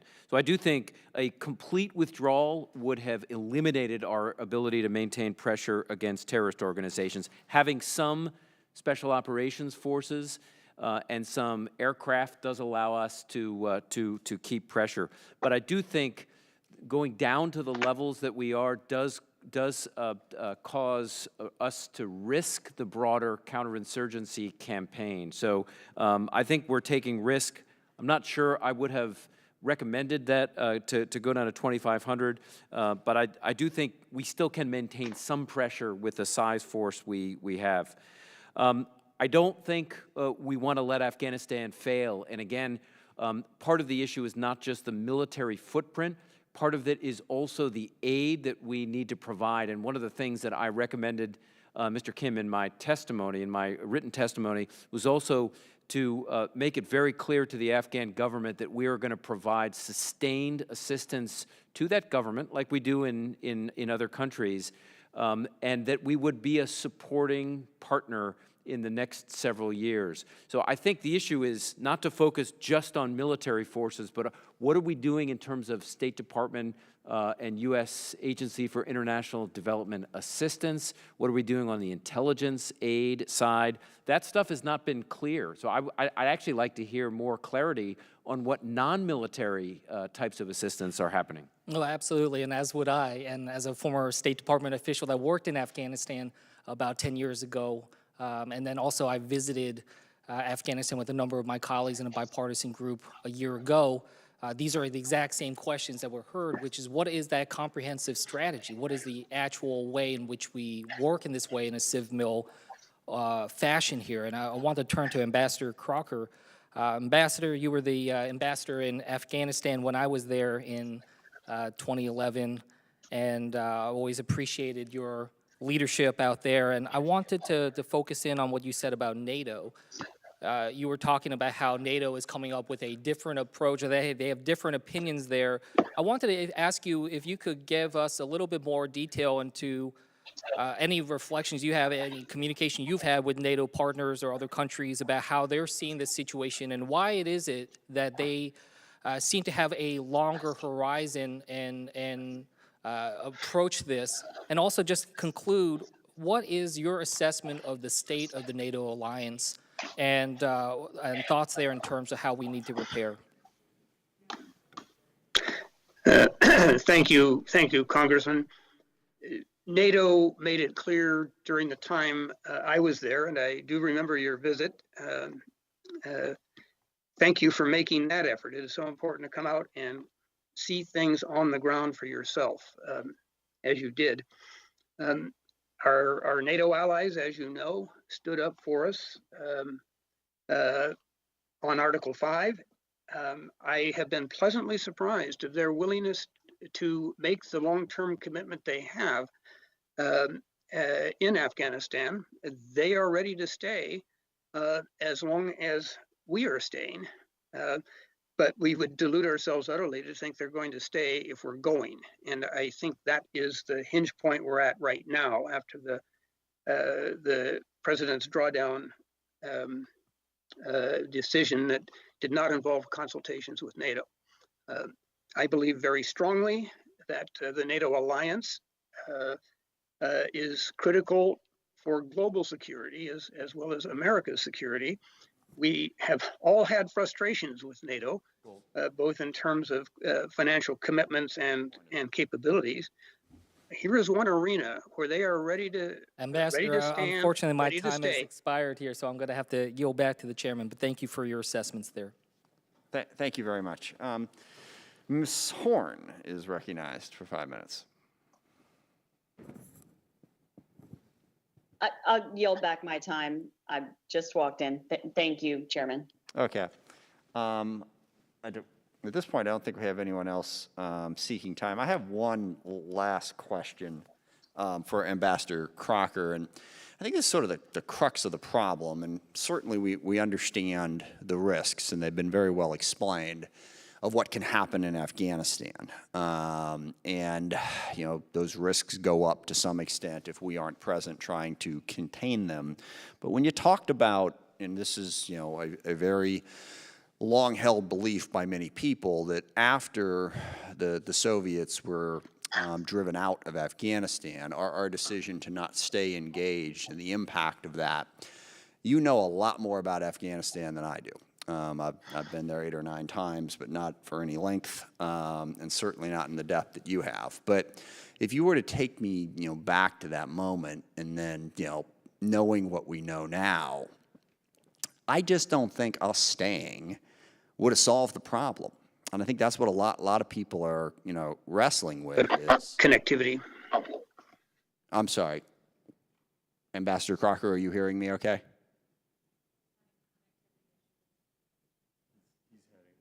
Yeah, I'll take that as a no. So I guess I know we've got Dr. Jones and Dr. Biddle here.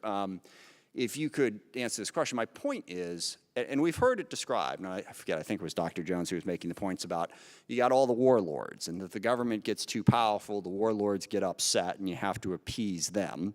You've certainly got the drug trade, you've got extremists. Everyone in Afghanistan owns 10 guns. And after the Soviets came in, it really blew up the existing government. You had the funding of the madrasas that came out of Saudi Arabia into Pakistan, which radicalized a large portion of the population. Can we honestly say that there was something we could have done in 1989 that would have changed that? And I think that's what concerns a lot of people, is here we are saying, oh, there's a huge problem here, and if we show up, we'll solve it. That just doesn't seem to play out. There are certain things that U.S. military in foreign countries just can't come in and solve. And the idea that, you know, gosh, if we leave, everything's going to go to hell, it is an enormous cost. Certainly, you know, in lives, in the risk of lives, in the disruption of lives of American service members and others who serve there. But it's also a global cost in terms of our credibility and other. While we're doing that, what else can't we be doing? All right? And again, you know, we got U.S. troops killing Afghans. All right? There's going to be a certain amount of resentment amongst the Afghan people for that. So I guess how can you answer the question of, are we as Americans with the military really able to solve these incredibly complex problems that exist in Afghanistan? Because I think most people's impression is, that's the folly, is thinking that somehow, oh, if we were just there in greater numbers and if we were just there a little bit smarter, we could achieve some sort of peace deal. So I don't know what the connectivity stuff's going on here. So Dr. Jones, you're sitting in front of me. I'm going to let you take a stab at that. Very good questions, and I do think it's important to look at the history of the country, including the 1980s. I would say the U.S. position today is very different than what it was in the 1980s, where we were actually in Pakistan. We were not in Afghanistan, where we were providing assistance to the Mujahideen. So I don't... But what I'm really talking about, actually, sorry, I garbled that because I got confused in terms of what was going on with the connectivity there. I'm talking about when it was done. And that's, you know, that's Charlie Wilson's war. That was the great lament of it. Gosh, you know, we pulled out and everything went to hell. You know, if only we had gone in, it would have been fixed. And that's what I don't believe, to be honest with you. Well, I would take the one lesson that we did not do that we could have done is kept a close intelligence and probably a special operations presence embedded with Northern Alliance forces, which were still surviving at the end of the 1990s.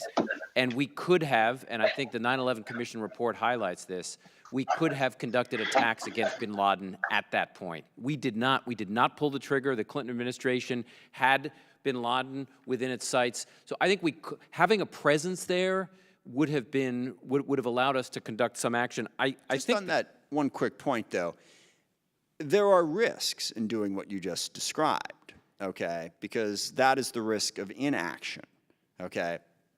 We've taken actions before. You know, we bombed that, pharmaceutical plant in Sudan, which, blew up in our face. You know, we did launch a bunch of cruise missiles in to try to take out bin Laden. So I think there's a tendency to say inaction bad, action good, or action bad. I mean, it's more of a balance depending on the circumstances, and there's risks either way. Yes, I think there are risks either way, and I think that's where we're at today. Do we take the risk of leaving and seeing what happens afterwards, or can we accept some small military presence, some aid, and keep the Afghan government and the Taliban talking and prevent the overthrow, at least for the next couple of years, and see where this goes? And that's what my advice is to consider. Understood. And just to conclude, I mean, I believe that there is still a transnational terrorist threat. And when we talk about the shift to great power competition, we need to get out of this stuff and everything. I know the challenges that are presented by Russia and China, but I think it is important that we all keep in mind that there's still only one group of people that gets up every morning hoping to kill as many Americans and Westerners as they possibly can. And the only thing that's stopping them is the ability to do it. It's not a lack of will. And that is Al-Qaeda and ISIS and various affiliated groups all over the world. We will have to do something, in my view, to contain that threat. And I think those who wish it away and say, gosh, if we just weren't fighting them, they'd just stop hating us, that's not going to work. Something needs to be done to contain that threat. I think what the American people are trying to figure out is how can we do that in a way that is less costly and places fewer troops at risk, and I think that's what we have to work towards. This is horribly unfair, but believe it or not, Mac, we're wrapping up. Well, Mr. Chairman, if I do have I say that because Mr. Thornberry just walked back into the room, by the way. Mr.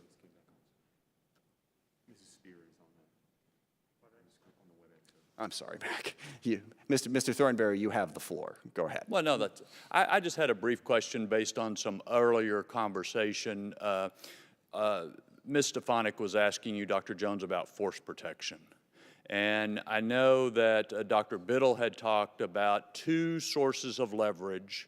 One is the presence of our troops. The other is our financial commitment. The concern has been expressed to me that if we unilaterally make significant cuts to our financial commitment, it could endanger our forces who are there in some way because that leverage, that incentive would be reduced. Do you have an opinion about that? Yeah, I think the answer to that depends, Mr. Thornberry, on what types of assistance were cut, but I certainly think training to local forces, particularly if it starts to trigger some animosity. We've seen attacks against U.S. forces from Afghans as the situation deteriorates. That would be a concern, but I also think, are we cutting key resources that protect our forces on the bases where we operate? And I think that needs to be looked at very closely. Yeah, well, whatever the number, 25, 45, it's not many folks, and we depend upon the Afghans to protect our folks by and large, and it just seems to me to be a key consideration. Finally, Mr. Chairman, I'd just say I really appreciate all three witnesses and their testimony and their bearing with us today. I think it's been very helpful. I yield back. Thank you. We did have a couple more members who came back in since we concluded there. So we'll go with Ms. Spear first, and then Ms. Torres-Small, and then we will adjourn. Ms. Spear, you're recognized for 5 minutes. Thank you, Mr. Chairman. Thank you especially for this hearing. It's been very insightful. To all of the witnesses, extraordinary testimony. To Ambassador Crocker, what a lifetime of contributions you've made to our country. I'm not sure if it was you, Ambassador, or someone else, but someone said we are going to pay for it if we leave abruptly. And I'd like for someone, whoever said that, to define what is paying for it means.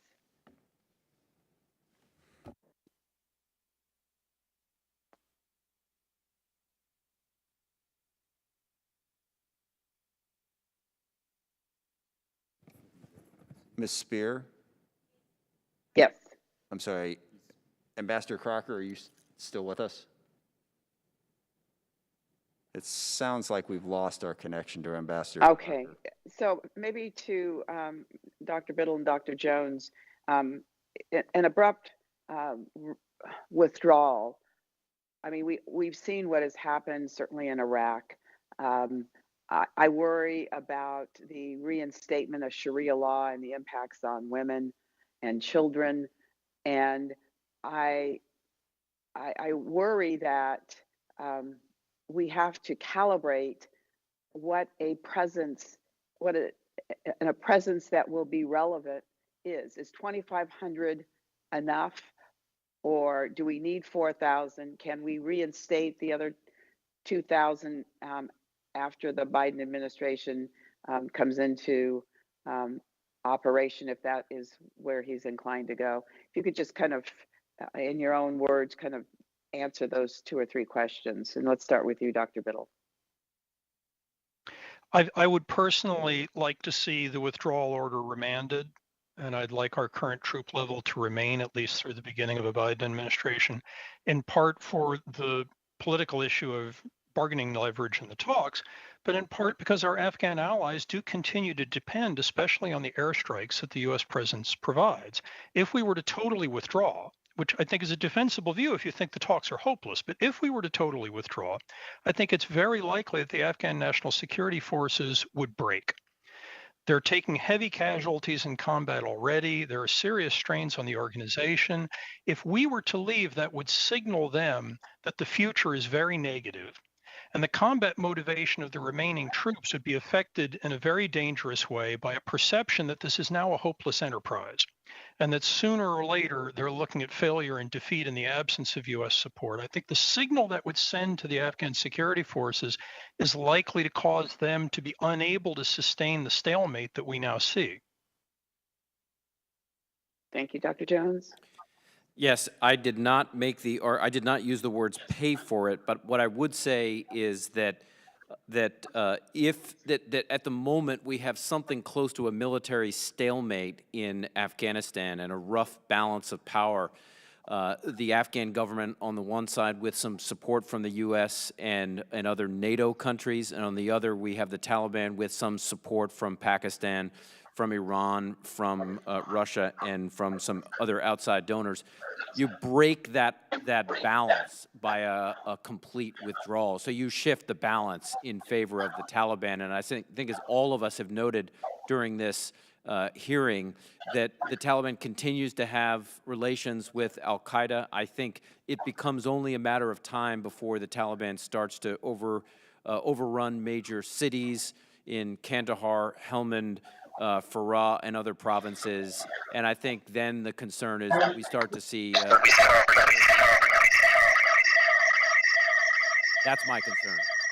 I apologize for that, Ms. Spear. You still have time. Go ahead.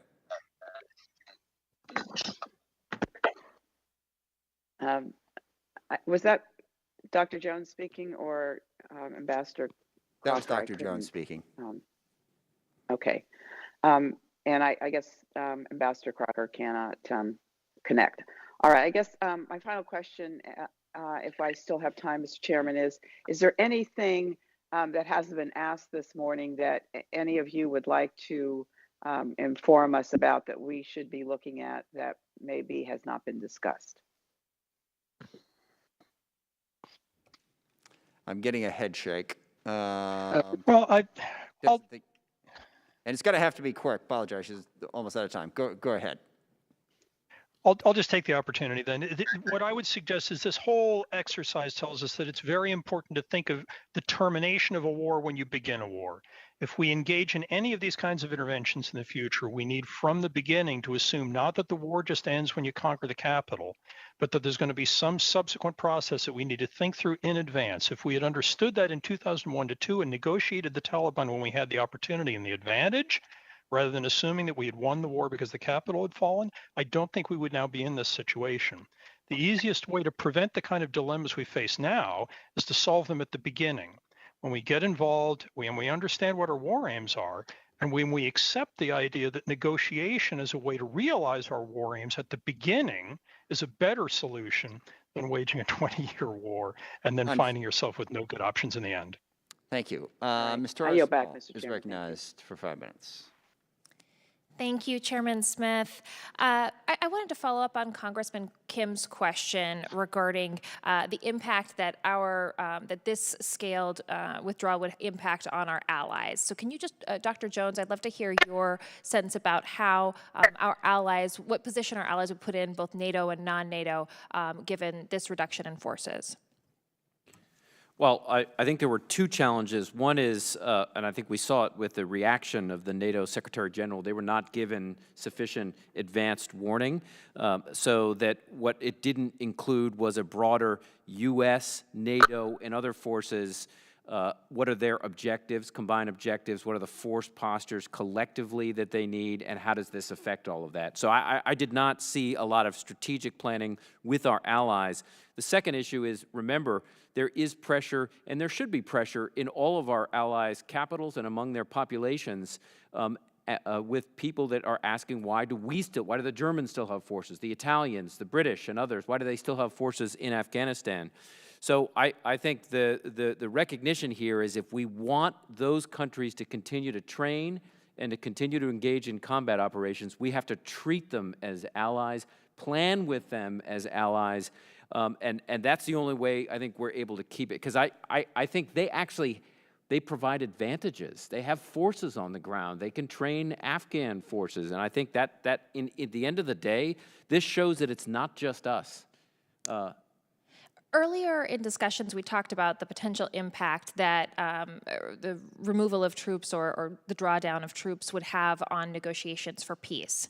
And I wanted to link those two discussions together. The need for us to strategically plan with our allies and the potential domino effect that our reduction of troops could have on other presence, our allies' presence on the ground, and how that might impact negotiations, especially given changing relationships, perhaps heightened tensions with our allies.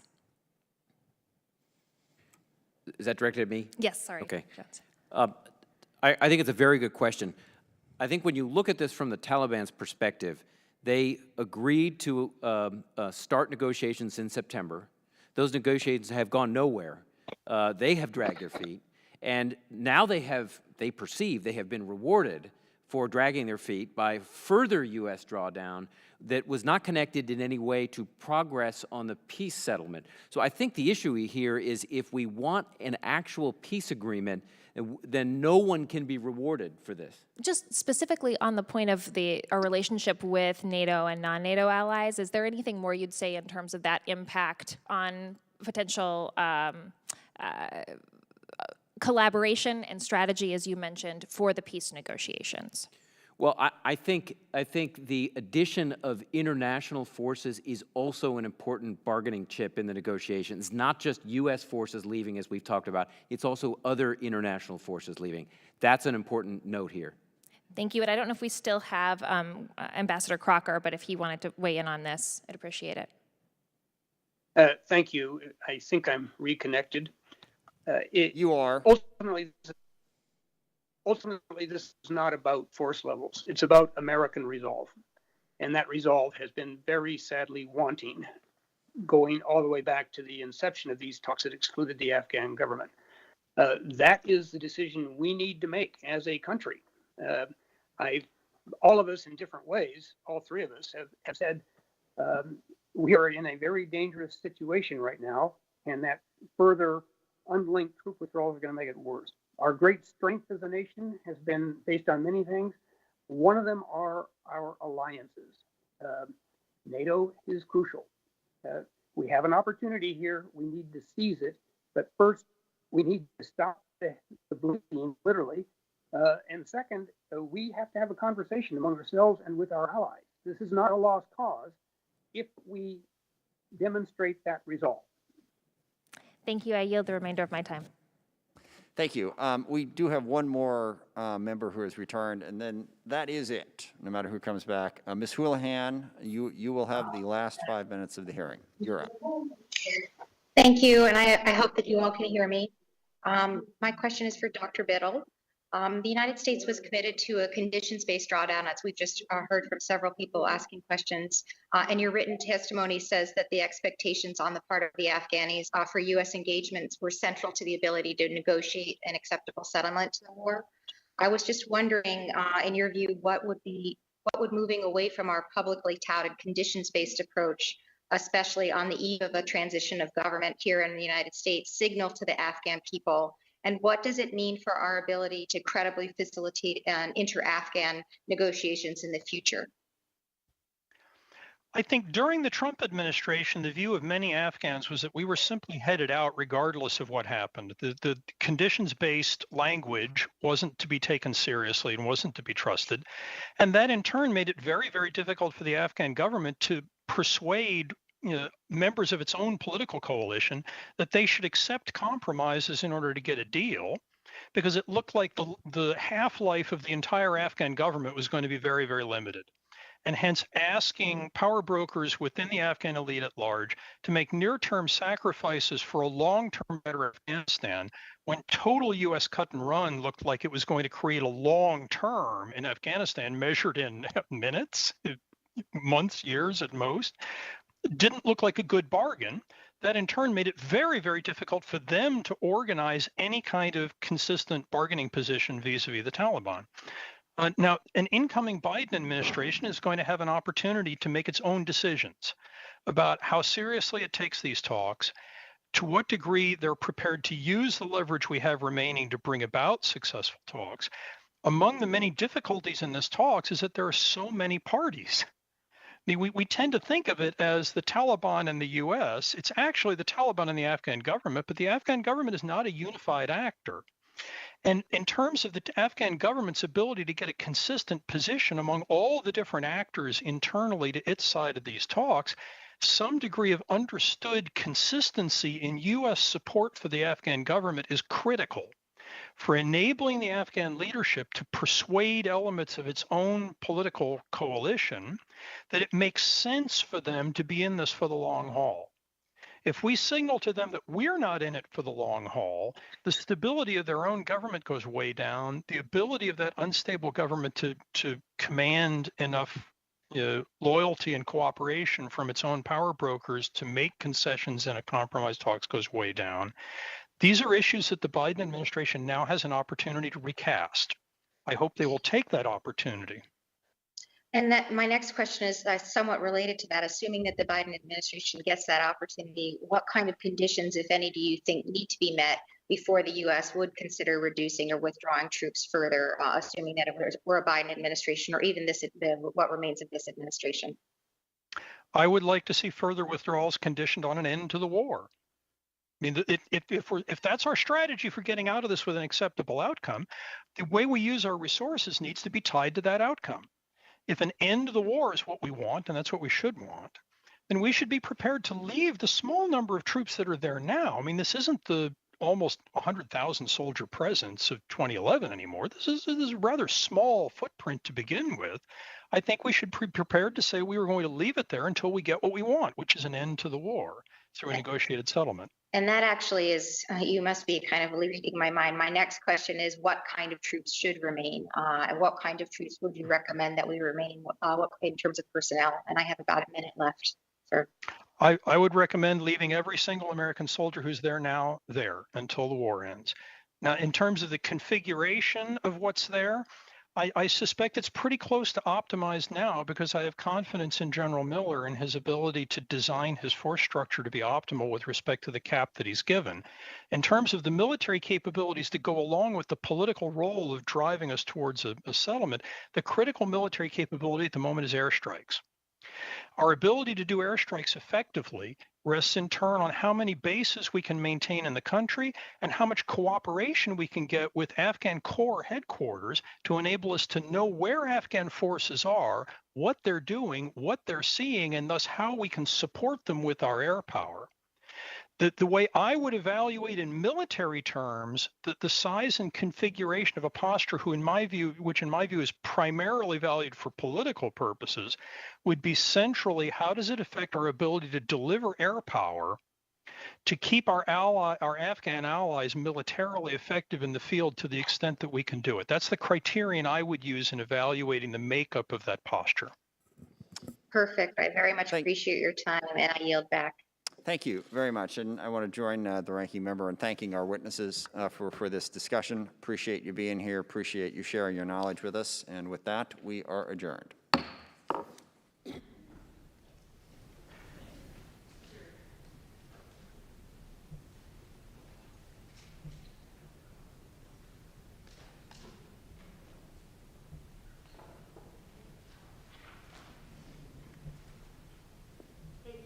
Thank you very much.